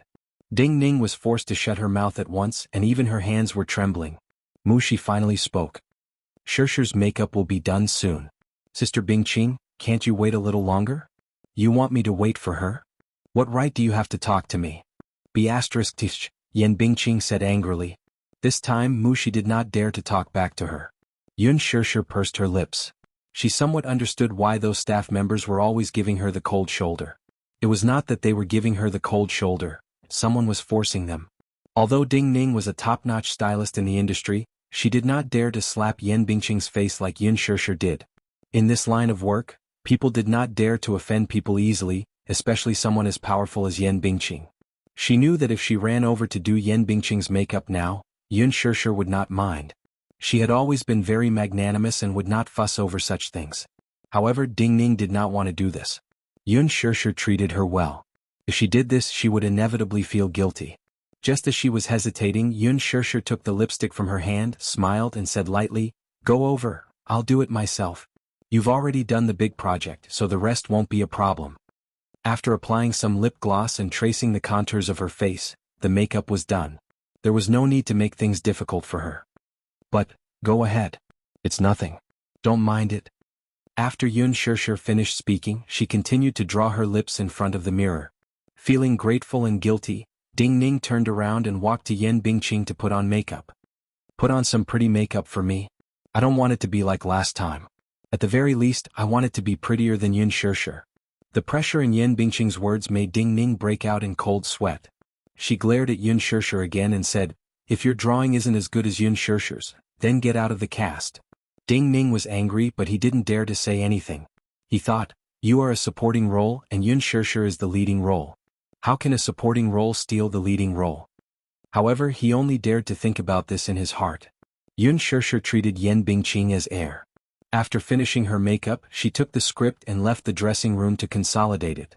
While Ding Ning was styling Yan Bingqing's hair, she also took out the script and flipped through it. The next scene was a scene between her and Yun Shishir. She skimmed through the script quickly, and a deep and sinister smile suddenly appeared on her lips. At the Mu residence, Mu Wanru was lying comfortably on the taffy chair. She held her phone in her hand and scrolled through Weibo expressionlessly. The servant waited on her and peeled grapes for her. After peeling one, she brought the pulp to her mouth. Mu Wanru opened her mouth and bit into it. She hadn't been out of the country for the past few days. Grandpa Mu insisted that she take care of the baby in peace, so she didn't know how the task she had asked Alan to do was going. She lowered her head and reached out to touch her flat belly. Chapter 699. She had to think of the next step before her lie was exposed. Otherwise it would be difficult to smooth things over. The key point was that she had no idea what evidence Wuxia had on her. She guessed that Wuxia had investigated her identity. But she did not know how far he had investigated. This was why she was so anxious. She could not even fathom what Wuxia was thinking or what tricks he was up to.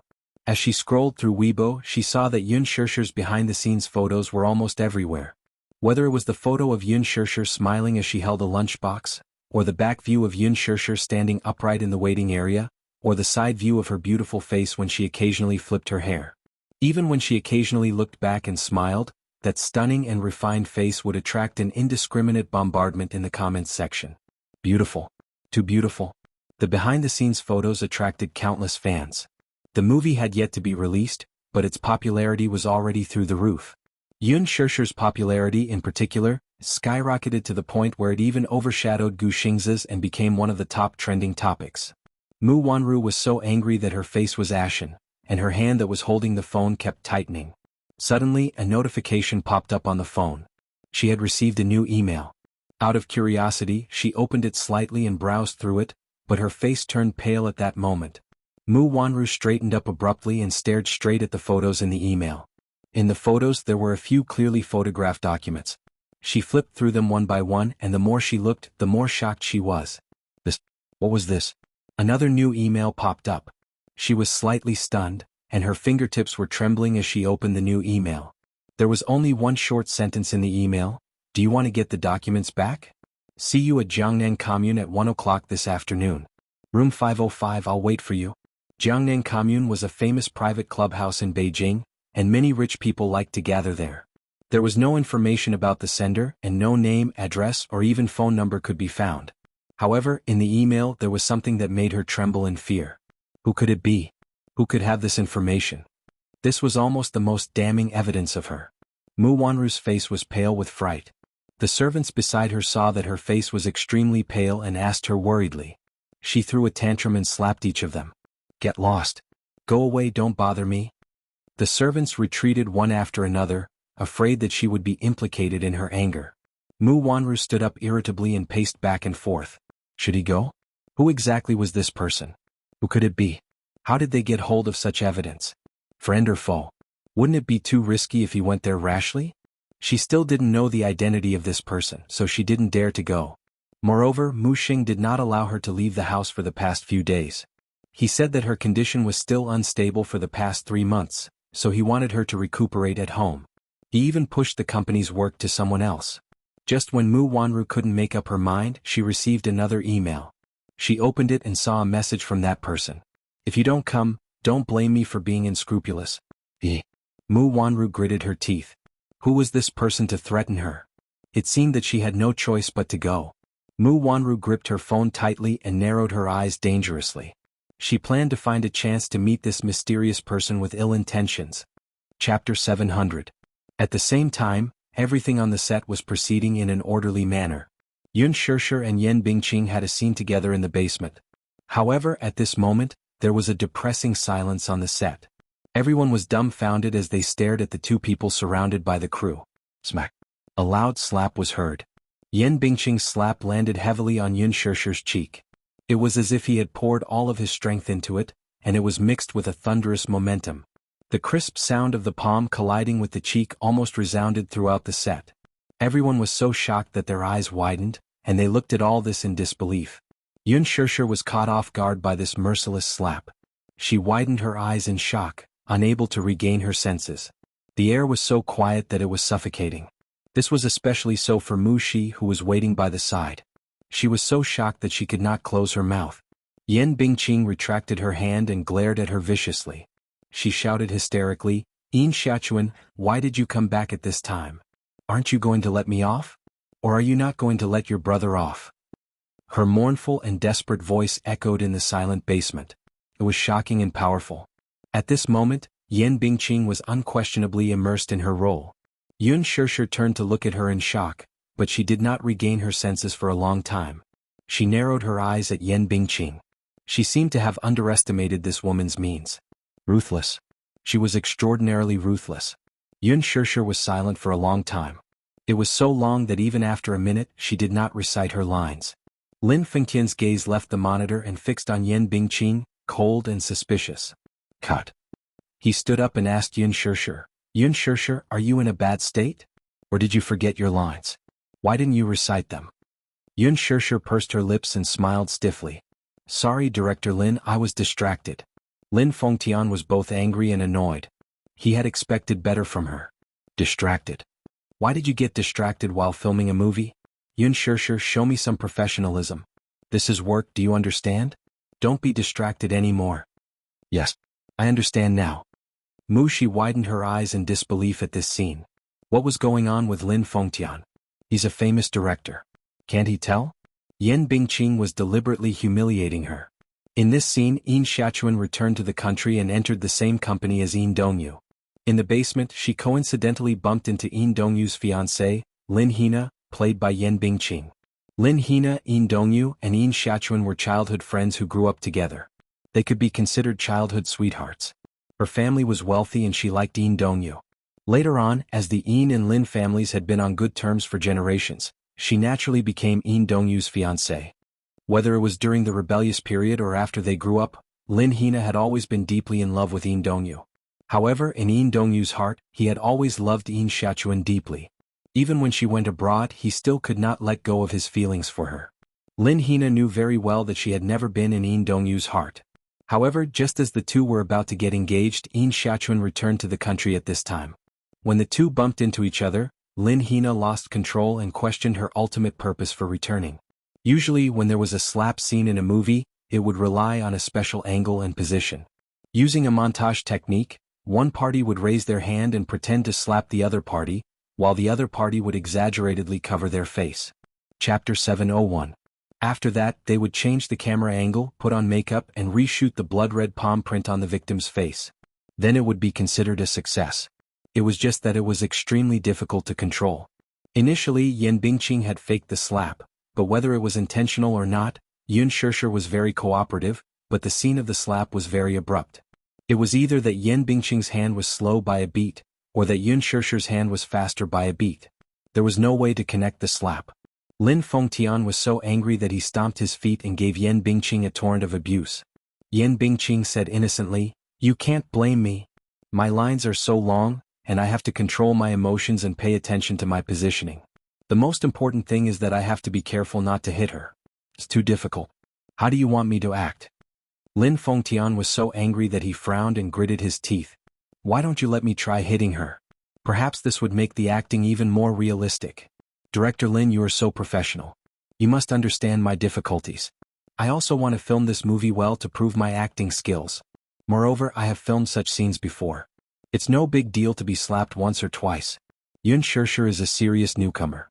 She will definitely agree to it," Yan Bingqing suggested seriously. After she finished speaking, she looked at Yun Shirshir, who was standing at the side. "Do you agree?" Yun Shirshir pursed her lips and looked at Lin Fengtian, but she did not speak for a long time. If other actors had said this, she would have agreed immediately.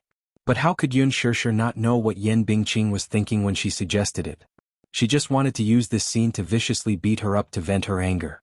Lin Fengtian frowned deeply. In fact, many actors would be more anxious than the director if they did not pass after a few lines. In a moment of desperation, they would take the initiative to suggest that it would be better to do it for real. Even the veteran actors would do it for real. For the sake of art, although they would suffer some physical pain, the effect would be very good. But would Yun Shirshir agree? Lin Fengtian did not know what grudges there were between Yan Bingqing and Yun Shirshir. He only knew that Yan Bingqing's performance in this movie was remarkable. She had indeed improved a lot. If he could get good results, of course he would agree. It all depended on Yun Shirshir. When Yun Shirshir heard Lin Fengtian's question, she couldn't reject him. She could only nod her head. Thus the scene earlier occurred. Yan Bingqing's slap was indeed too heavy.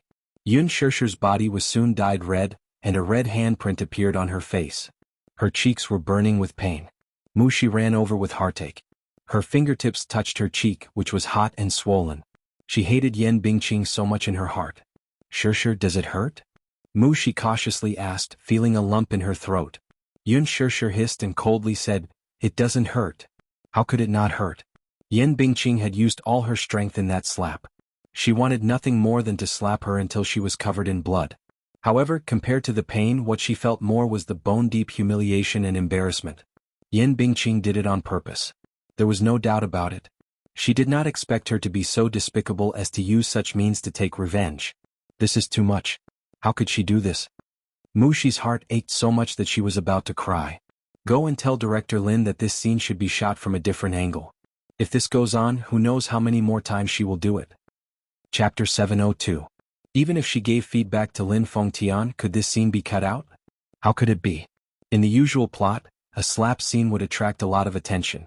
How could it be cut out? She had experienced Yan Bingqing's unscrupulous methods. Mushi's heart ached so much that she could only cry. She felt a little guilty, thinking that it was all her fault. If it were not for her, she would not have a grudge with Yan Bingqing. She hurriedly went up and used concealer to cover up the red and swollen handprint that Yan Bingqing had just slapped her. She could feel the pain just by looking at it.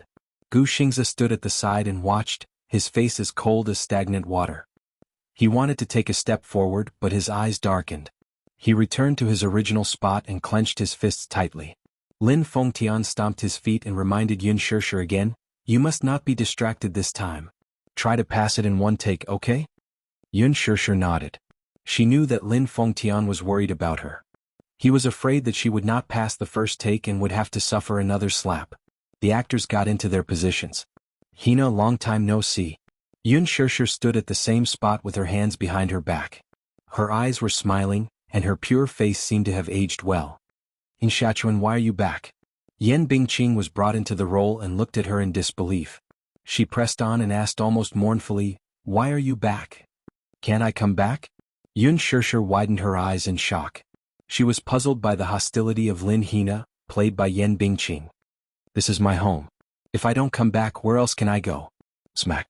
Yan Bingqing gave her another heavy slap on the face, and it was the same spot.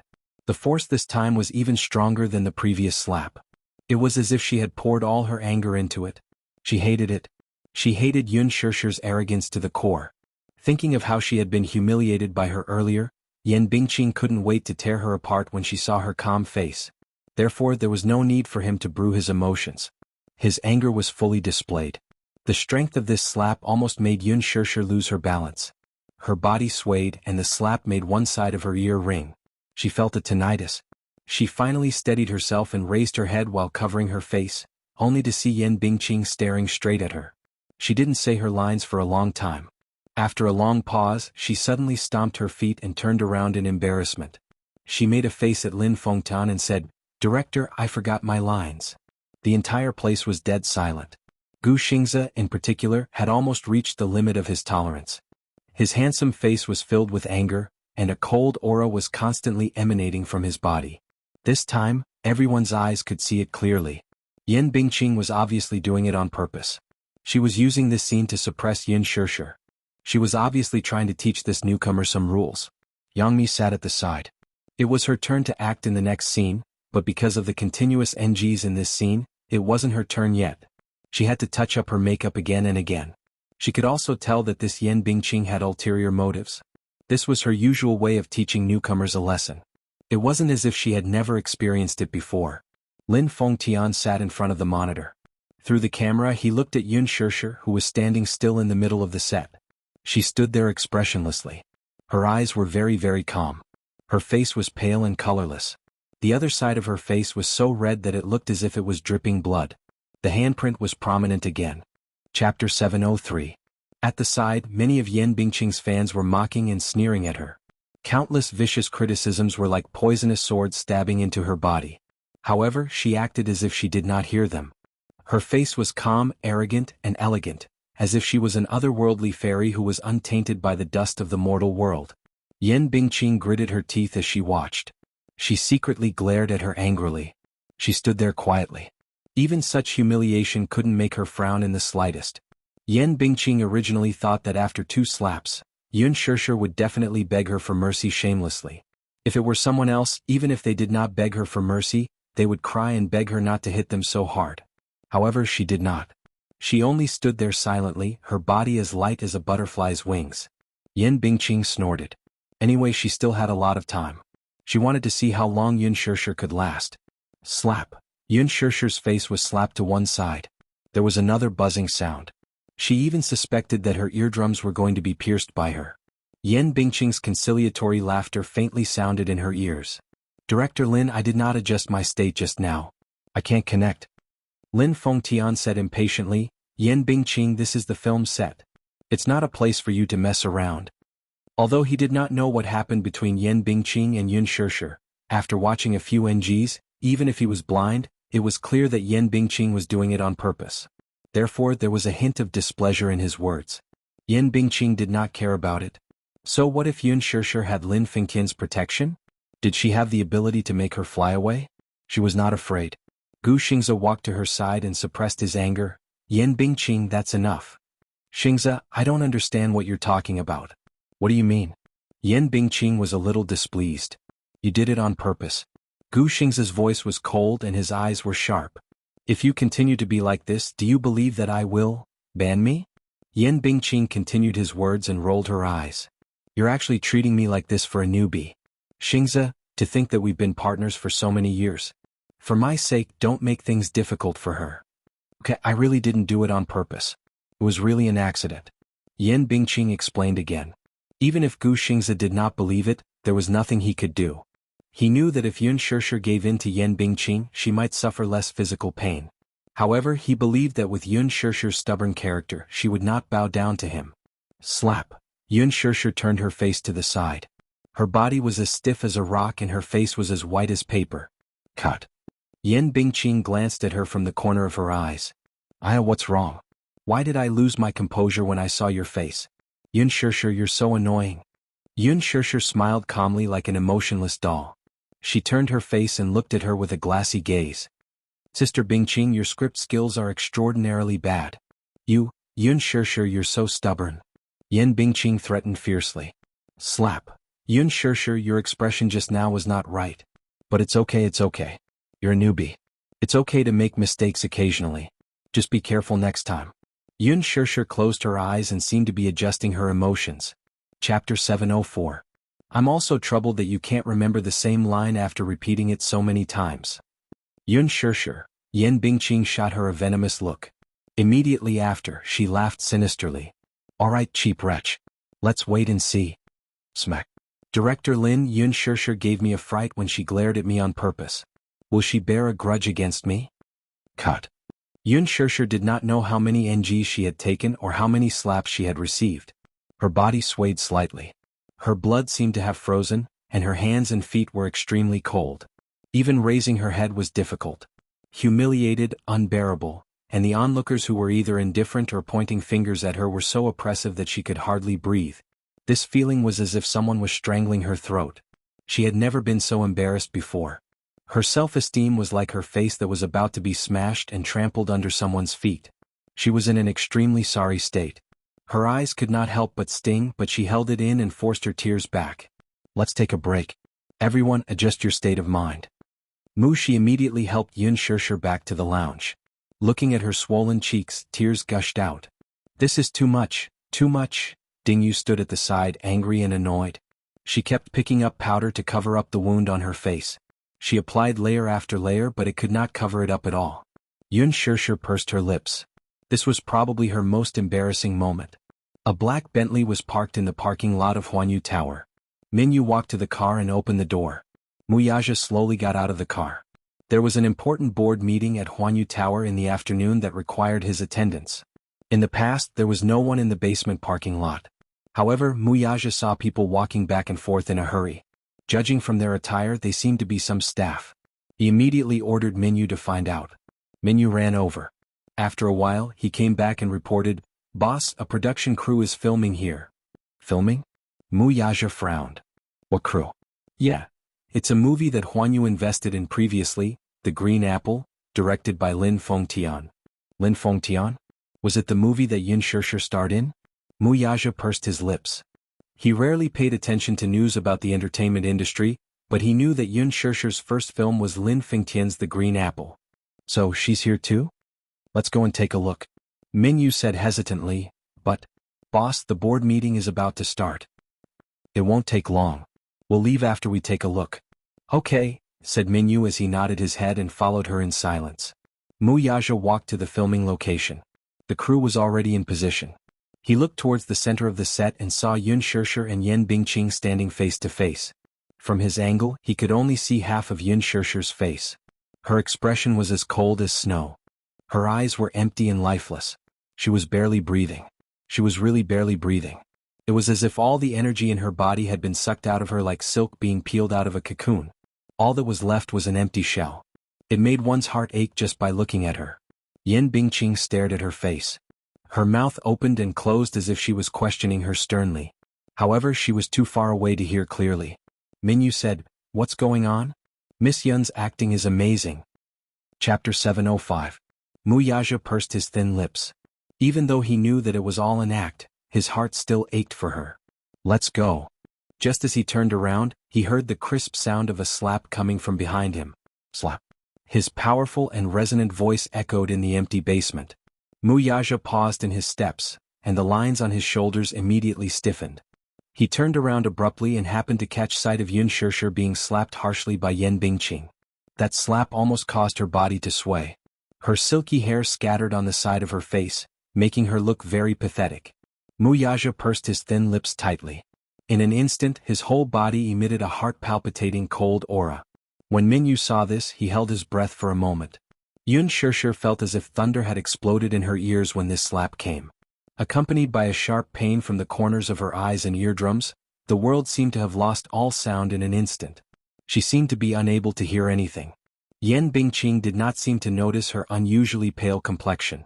She only stomped her feet and turned around to shout, "Director Lin, what should we do?" Lin Fengtian's temper was at its peak. He almost shouted impatiently, "D***it.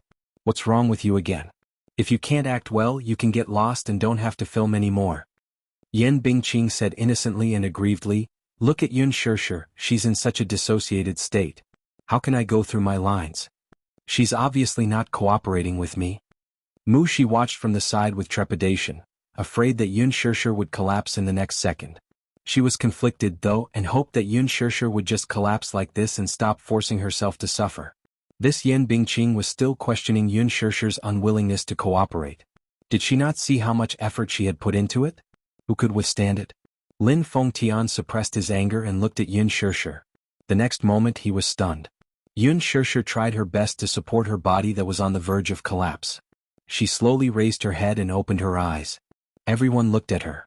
The corner of her left eye was filled with blood, which was extremely shocking. Cold sweat trickled down his cheeks and into his lips. It was astringent and salty. In a daze, the heels of his body suddenly trembled, and he was unable to stand still. There was a moment of darkness in front of his eyes, followed by a dizzying dizziness. Yun Shirshir's body swayed. It was obvious that she was about to fall over. Her condition was obviously not right. Lin Fengtian suddenly stood up from behind the monitor. Yen Bingqing also saw that the corners of Yun Shirshir's eyes were bloodshot. She smiled shyly and said, "Aya Shirshir, I'm sorry. Did I hit him a little too hard just now? But you can't blame me." Suddenly, she lowered her voice and said viciously, "It's your fault for having such an annoying face." Yun Shirshir was in a daze. It was as if she could not hear Yen Bingqing's vicious and mocking laughter. The blood in her body seemed to be frozen and could no longer flow.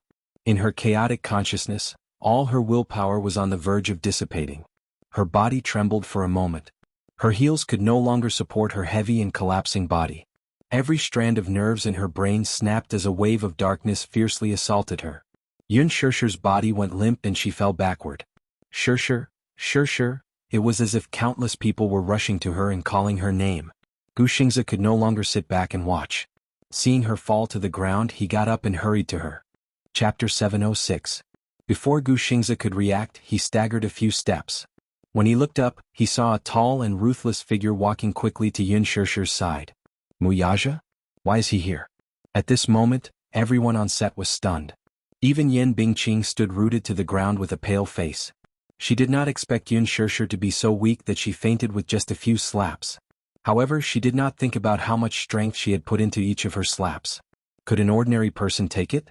The set keeper and assistants surrounded Yun Shirshir. Mu Shi was at a loss as she squatted at the side. She looked at Yun Shirshir's red and swollen face and cried sadly. She took out her phone with trembling hands and dialed the ambulance. Muyaja was filled with anger. He pushed the crowd aside and bent down slightly to hug Yun Shirshir. His slender fingers caressed her red and swollen face. From his angle earlier he could not see her entire face. He only thought that she was acting when she looked terrible. However, when he heard the slap and saw her unconscious on the ground, he felt suffocated and found it difficult to breathe. Immediately after, an uncontrollable anger rose in his heart. It was a kind of anger that wanted to destroy the world. Muyaja caressed her cheek gently. The side of her face that was slapped was boiling hot, as if it was going to burn his fingertips. It was so red that it looked like blood was dripping from it. This was definitely not something that could be caused by a slap. Muyaja's heart ached as he hugged her shoulders tightly. Heartache, anger, and vexation surged through his limbs and bones. He took a deep breath to suppress the urge to smash the set. He slowly raised his head and looked at Yan Bingqing, the instigator. Just now, he had seen with his own eyes that she had slapped his woman. She actually dared to slap her? And she was so ruthless. Was she courting death? Yan Bingqing received his incomparably sinister gaze, which was like an eagle's drill. Muyaja's eyes were abnormally cold. He was as fierce as a jaguar eyeing its prey, as if he would pounce on her in the next second with a roar and swallow her whole, not even leaving her bones behind. Yan Bingqing couldn't help but take a few steps back as if she had seen a terrifying scourge. Her whole body was drenched in cold sweat. Initially, when Muyaja rushed onto the set, no one present recognized this godlike, aristocratic man who had descended from the heavens. After all, these people had never seen the real face of the CEO of Dishing Financial Group. Yan Bingqing did not recognize him at first, but after taking a closer look, she realized that this man was the crown prince of the Mu Group, Muyaja. What was his relationship with Yun Shirshir? Seeing him hugging Yun Shirshir and looking so nervous that he lost control, Yan Bingqing was confused for a moment. She suddenly heard someone's reminder that day. Yun Shirshir is a newbie with an impressive background. Sister Bingqing, it's better if you don't offend her. Impressive background? Could it be that the impressive background that person had mentioned was referring to? Yan Bingqing thought about it carefully and couldn't help but break out in cold sweat. The hand that slapped Yun Shirshir just now was still numb. However, at this moment, at the thought that Yun Shirshir might be Muyaja's woman, Yan Bingqing couldn't help but feel a chill all over her body. Even her toes couldn't help but feel cold. She had only wanted to teach this newbie a lesson. Chapter 707. But who was she? She did not take her seriously, spouting nonsense time and time again, and repeatedly offended her superiors. She was determined to teach this newbie a lesson and teach her the rules. Unexpectedly, she seemed to be Muyaja's woman. Yan Bingqing's face was blank. She was stunned. Muyaja looked up and hugged Yun Shirshir in his arms. Her body was so thin and petite, and she was so light like a feather, that he could hug her completely in his arms with one hand effortlessly. He walked in front of Yan Bingqing, and his gaze was like a cold sword piercing her body. In an instant, Yan Bingqing felt as if her body was riddled with holes by his gaze. Did you hit her? Muyaja's thin lips parted slightly, and a few cold words escaped from his cold and arrogant lips. The hidden murderous intent in his handsome eyes could not be concealed and was about to burst out. Yan Bingqing shuddered and lowered her head, not daring to look into his eyes. Her heart was shivering. However, she did not dare to admit it, let alone deny it. There were so many pairs of eyes present, and many of them were Yun Shirshir's men. If she denied it, someone would step forward to accuse her in the next second.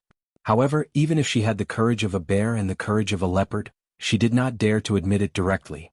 She was afraid that the man would crush her in the next second. This was not an exaggeration. This man definitely had the ability to do so. Muyaja. This name was feared by many. He had ascended to the throne at the age of 18 and had played with many bloody battles. A single finger was enough to crush her into smithereens. If only she had known that the person behind Yun Shirshir was him. She would not be willing to go against Yun Shirshir no matter what. Mu Shi, who was standing at the side, was trembling with anger. Although she did not know who the man hugging Yun Shirshir was, she could tell that Yan Bingqing was in awe of him. It could even be said that she was afraid and terrified of him. He must be a man with a high status. With this thought in mind, Mu Shi was no longer afraid of Yan Bingqing's terrifying background. She pointed at Yan Bingqing and complained with tears in her eyes, "It's her. She's the one who hit her. She's deliberately making things difficult for Shirshir." Shirshir's acting clearly had no problems, but she deliberately found fault with Shirshir and even asked for real. Using acting as an excuse, she slapped Shirshir a few times. Wu's Mu, she's wrong. Shirshir's so pitiful, Shirshir, of course. Mu Shi's tearful complaint was echoed by the others on the set. We all saw it. Yan Bingqing did it on purpose. Although it's an act, she clearly could have faked it, but she wanted to hit her for real. Yes. One slap wasn't enough. She even pretended to forget her lines and slapped Shirshir a few times. I can't even count how many times she slapped her. That's right. She's usually targeting Yun Shirshir. We've all seen it, but Yun Shirshir is modest and docile to everyone. Everyone likes her very much. Yan Bingqing is too much. She deliberately made NGs and hit her harder each time. Let's send her to the hospital. I'm really worried that something might happen. That's right. Let's send her to the hospital. Yan Bingqing is very heavy-handed. I hope nothing happens to Shirshir. Otherwise, we won't be able to forgive her. Angry accusations were incessant. Accusations kept popping up around him, one after another. Chapter 708. Yun Shirshir had a good reputation on the set. Whether it was the crew or the assistants of other artists, they were all polite and gentle. Therefore, at the critical moment, many people did not hesitate to offend Yan Bingqing and stood out bravely to point out the culprit. Yan Bingqing's heart was filled with anger. She raised her head fiercely and looked around. Her sinister gaze constantly swept through the crowd. Under her venomous gaze, everyone was intimidated by her gaze, and the voices of those who were complaining about the injustice gradually quieted down. Even though they felt that it was unfair to Yun Shirshir, no one dared to stand up against her in all seriousness. Yan Bingqing defended herself loudly. I didn't do it on purpose. I'm just not in the best condition today and made a few NGs, but I definitely didn't do it on purpose. She turned her head and looked at Mu Yaja with pleading eyes. Chairman Mu, please believe me. You did it on purpose. A clear female voice was heard from behind. Yan Bingqing's body stiffened. Her reddened eyes swept over and saw that it was Yang Jian's voice. She stood out from the crowd expressionlessly and looked at her coldly. She was not afraid of the threat in her eyes and said calmly, I saw it. She did it on purpose. What did you say? Sister Bingqing, we are all actors. This kind of mistake can be avoided. Even if you really want to hit her, don't you think that you used too much strength? You don't have to deliberately explain anything. There is a recording of the NGs just now. Take it out and see. Won't it be clear at a glance? Yang Mi's words were neither servile nor overbearing, making Yan Bingqing's face fall. I saw it too. I saw it too. I saw it too.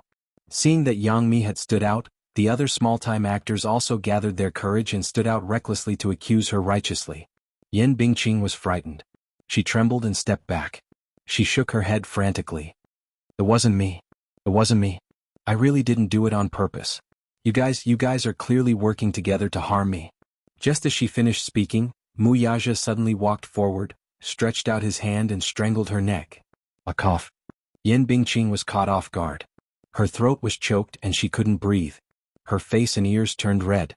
Mu Yaja looked straight at her face. His eyes were cold and his face was cold and livid. Who gave you the guts? Cough. Yan Bingqing's hand struggled wildly, tightly holding onto his wrist, trying to break free. But she didn't know where he got his strength from, but no matter how hard she tried, his hand didn't move at all. He continued to pinch her so hard that it felt like he was going to break her throat. There were so many people at the scene, but no one dared to step forward to stop him. Mu Yaja's aura was too terrifying. It was as if there were countless sharp blades shooting out from his body, making it difficult for people to approach him. She was really pinching him. She was pinching with all her might. His entire body was filled with anger and indignation. It was as if his rationality was about to be burned to ashes. Yan Bingqing's face was ferocious. The veins on her forehead were bulging. Her eyes were wide open, and her red face was full of suffocating pain. Cough, cough. The muscles on her face were almost distorted and her eyeballs couldn't move. It was as if she would stop breathing in the next second. Pain so painful, Yan Bingqing's consciousness was on the verge of blurring. She struggled to turn her eyes and cast a pleading look at Gu Xingze. Chapter 709. Pitiful and pathetic. Even if Mu Yaja did not do it, he would still do it. Yan Bingqing looked at Gu Xingze's cold expression, and the despair in her heart grew. Her vision turned black and white. Am I going to die? Is this man really going to strangle me to death? Just as Yan Bingqing thought that she was going to be strangled to death. The ambulance is here. Someone screamed, and the ambulance's signature siren was heard outside the door. After a while, paramedics rushed in with a stretcher. Huanyu Tower was located in the downtown area, where every inch of land was worth its weight in gold. A medical center was just a street away, and since it was not rush hour, the ambulance came quickly. "Where is the victim?" the paramedics shouted hurriedly. Mu Yaja threw her to the ground mercilessly and said coldly, "Yan Bingqing, you deserve to die." With that, he hugged Yun Shirshir and carried her onto the stretcher. The paramedics asked about the cause of the accident and did a simple check. They then opened Yun Shirshir's eyelids to take a look. Lin Fengtian immediately went forward and asked, "How is it?" "We suspect that it's subconjunctival hemorrhage. We'll have to check again at the hospital." The paramedics concisely reported the results of the check. Lin Fengtian also wanted to follow the ambulance to the hospital to see what was going on. Mu Yaja glanced coldly at Lin Fengtian from the corner of his eyes. The latter pursed his lips and tactfully took a step back. Mu Shi also wanted to follow the ambulance to the hospital to see Yun Shirshir's condition, but when she saw Mu Yaja's terrifying aura, she did not dare to go forward. Lin Fengtian arranged today's videotapes. Mu Yaja then coldly said to Minyu, "Tell the board of directors to postpone the meeting." "Yes, boss." "Also keep an eye on her. Wait for me to deal with her." "Yes." Mu Yaja got into the car and left with the ambulance. Minyu immediately made a call. After a while, a few men in black suits rushed over and took the semi-conscious Yan Bingqing away. Yang Mi stood on the spot. She looked calm on the surface, but her heart was in turmoil. There was no doubt that she had never resisted Yan Bingqing's power. In the production team, Yan Bingqing's privileges were very important. This was not the first time she had worked with Yan Bingqing. They had worked together on several projects before, and she had always been forced to submit to Yan Bingqing's power. Someone whispered to her, "Yang Mi, don't you dislike Yun Shirshir? Why are you helping her today?" "I'm not helping her," Yang Chang said calmly. "I'm just helping myself." That person seemed to be puzzled, but he did not ask. Yang Chang smiled and said, "Besides, even though I don't like her, I didn't say I hated her, right? You've all seen how overboard Yan Bingqing is today. Are we still going to remain silent at this time?" She indeed did not like Yun Shirshir. When they first met at Huanyu's cocktail party, her limelight was stolen by this newcomer. She was sharp and had already vaguely guessed that Yun Shirshir had a powerful background. She was different from Yan Bingqing. Yan Bingqing could get to where she was today because she had a strong background. Although Yang Mi also had a financial backer, she relied on her own diligence and hard work most of the time. The entertainment industry was like a huge vat of dye. It was not wrong at all. Before she entered the entertainment industry, she was a forthright and straightforward girl. It was because of this personality that she offended many people after she entered the entertainment industry. She was also forced to learn how to scheme and fight openly and secretly.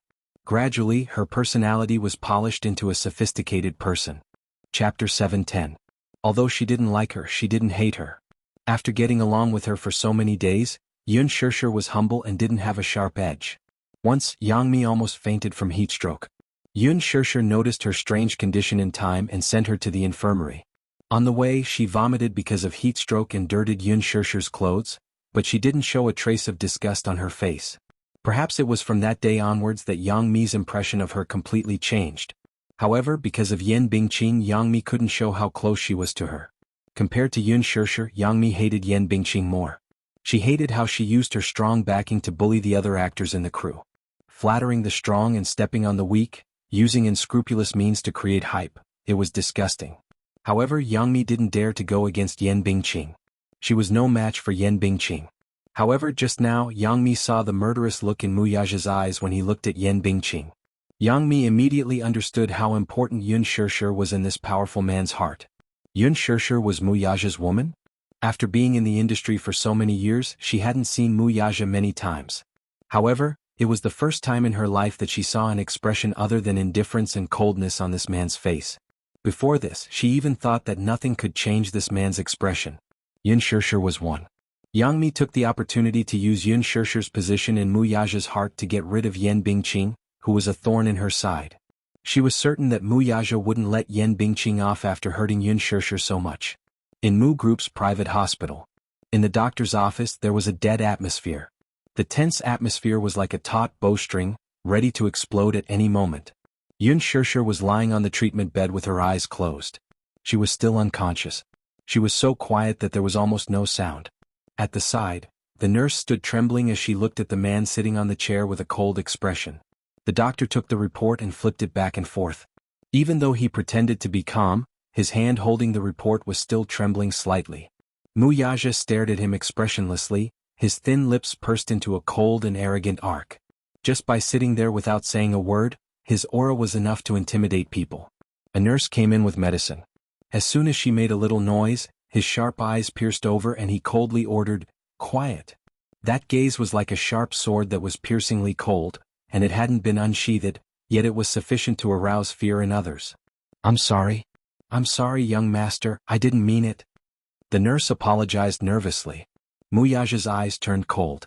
"Didn't I tell you to be quiet? Shut up." "Yes." The nurse immediately bit her lip and didn't dare to make a sound. He turned his eyes and looked at the doctor. The latter was creeped out by his cold gaze. The man's aura was so terrifying that he couldn't stay calm while sitting in front of him. "How is it? Is it serious?" Muyaja asked, his voice sounding nervous. The doctor raised his head and cleared his throat. "It can be said that it's serious, but it's not that serious." "I don't want an ambiguous answer." Muyaja's eyes showed a trace of displeasure. Chapter 7:11.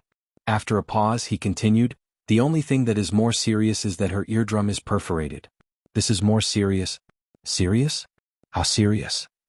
Muyaja suddenly opened his eyes. "What do you mean by perforated eardrum?" The doctor immediately explained it to him. "Miss Yun's eardrum is perforated due to external damage. The eardrum is perforated like a crack and there is a small amount of blood clot. However, the human eardrum has a strong self-healing ability. It should heal in half a month." "Half a month?" Muyaja frowned. The doctor was frightened by his angry tone and was drenched in cold sweat. He carefully looked at his scary face. Muyaja clenched his fists. Was the injury that serious? This Yan Bingqing was so ruthless that she actually perforated her eardrum. "Damn it." Muyaja looked up and said in a cold voice, "Will it affect my hearing in the future?" The doctor said, "If you take good care of it, it probably won't." "I don't want such a vague answer." Muyaja frowned and knocked on the table with his fingertips. He said coldly, "Listen, no matter what conjunctival hemorrhage or perforated eardrum, I want her to be in good condition. If she leaves any sequelae." His voice deepened and a cold light flashed in his eyes. The meaning behind his words was self-evident. The doctor's shoulders trembled. He was frightened by his cold face and immediately smiled apologetically, indicating that he would do his best. He was afraid that if something happened to Miss Yun, he would not be able to keep his job. Muyaja walked to the bedside and reached out to touch Yun Shirshir's calm face. Looking at her swollen cheeks, he could not control the anger in his heart. His heart ached. His heart ached. But at the same time he was secretly annoyed. How could this woman be so stupid? Did she just let herself be humiliated like this? Slap after slap, did she not feel pain? When people hit her, did she not know how to retaliate? In front of him she was sharp-tongued like a cat. When angered, she would bare her fangs and claws and scratch him. Why did she only feel wronged when it came to others? He did not believe that if she retaliated, who would dare to do anything to her? If she was not injured at this moment, Muyaja was afraid that he would not be able to control himself and bite her lips hard. Bite her and wake her up. But at this moment, looking at her bloodless, snow-white face, there was only a faint pain in his heart. The nurse pushed the hospital bed over, intending to move Yun Shirshir to another bed. However, a few of the nurses were careless and used too much strength in their hands, causing her to feel pain. Yun Shirshir, who was still in a daze, frowned at their careless actions. Muyaja grumbled, "You're hurting her." The group of people instantly turned pale with fright and stood rooted to the ground. "Clumsy thing, scram." Muyaja was extremely irritated. He pushed the bed away and personally carried Yun Shirshir in his arms. His movements were extremely gentle and careful, as if she was the most precious treasure in the world. He held her in his arms and used his hands to support her body.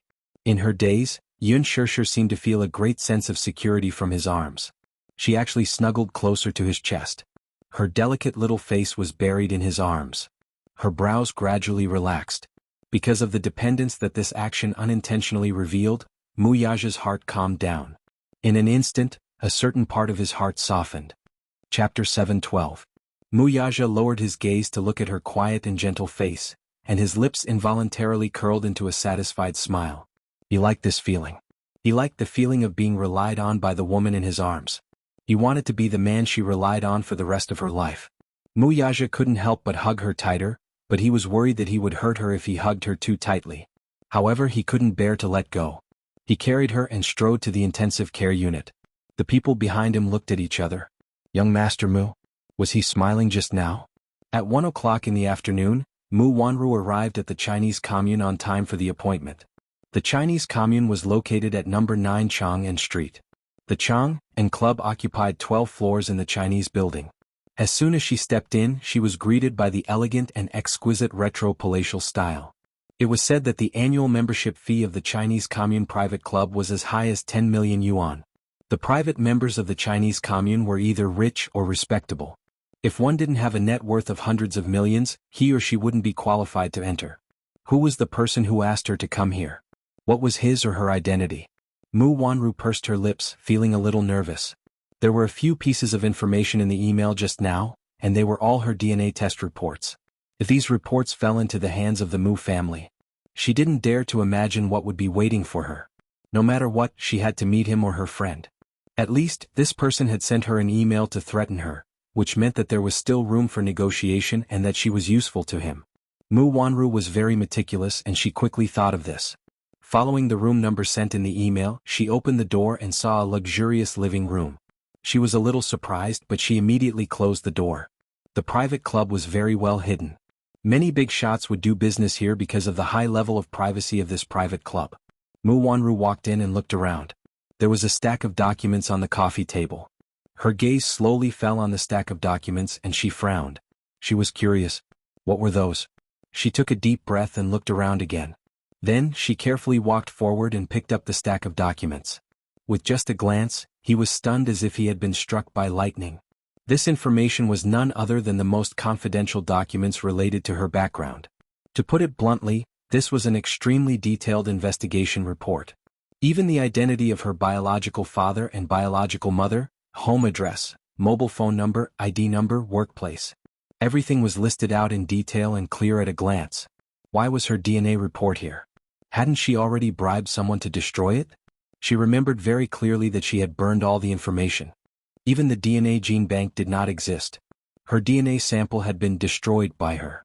The doctor who did the DNA test for her had already left the country. But why would these reports appear here? What was the intention of the person who asked her to meet here? Could it be that the doctor had secretly hidden a copy? Impossible. They had signed a confidentiality agreement.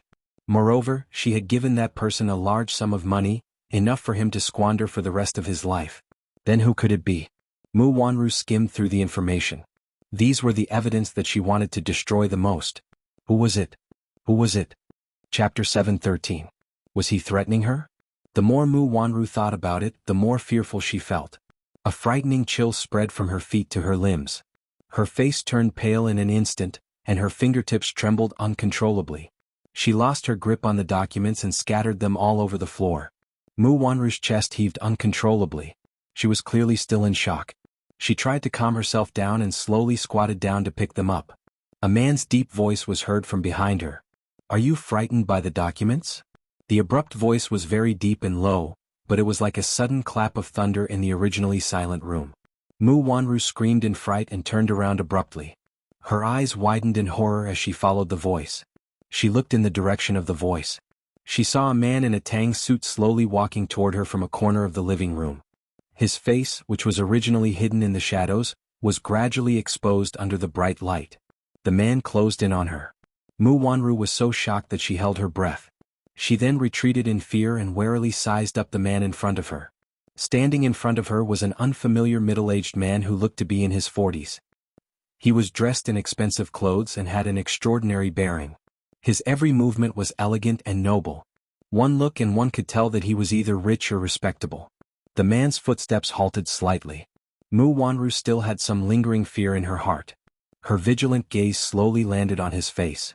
Even though the man was getting on in years, she could still tell that he was handsome beyond compare when he was younger. His handsome features and handsome silhouette were somewhat similar to Mu Sheng's. Mu Wanru felt that his face was somewhat familiar, but she could not recall where she had seen this man before. She felt that he was exceptionally familiar, but she could not remember who he was. She tried hard to recall, but she really could not recall where she had seen him before. Mu Wanru's heart was filled with doubts, but the middle-aged man just looked at her and laughed. The boldness in his laughter was something that only the elderly and the upper class had. He looked at her and spoke in a gentle voice that an elder would use to talk to a junior. "What? Can't you recognize me?" His question stumped her. "It's a little familiar. Who are you?" Mu Wanru narrowed her eyes. She did not let down her guard as she questioned him suspiciously. The man frowned at her straightforward question without any honorifics. He felt that Mu Wanru had no manners at all. Hence, he sneered but did not answer her question. Instead, he sat down on the sofa. He casually poured himself a cup of tea and took a sip. His calm and composed demeanor revealed the elegance of a person in a position of power in the upper class.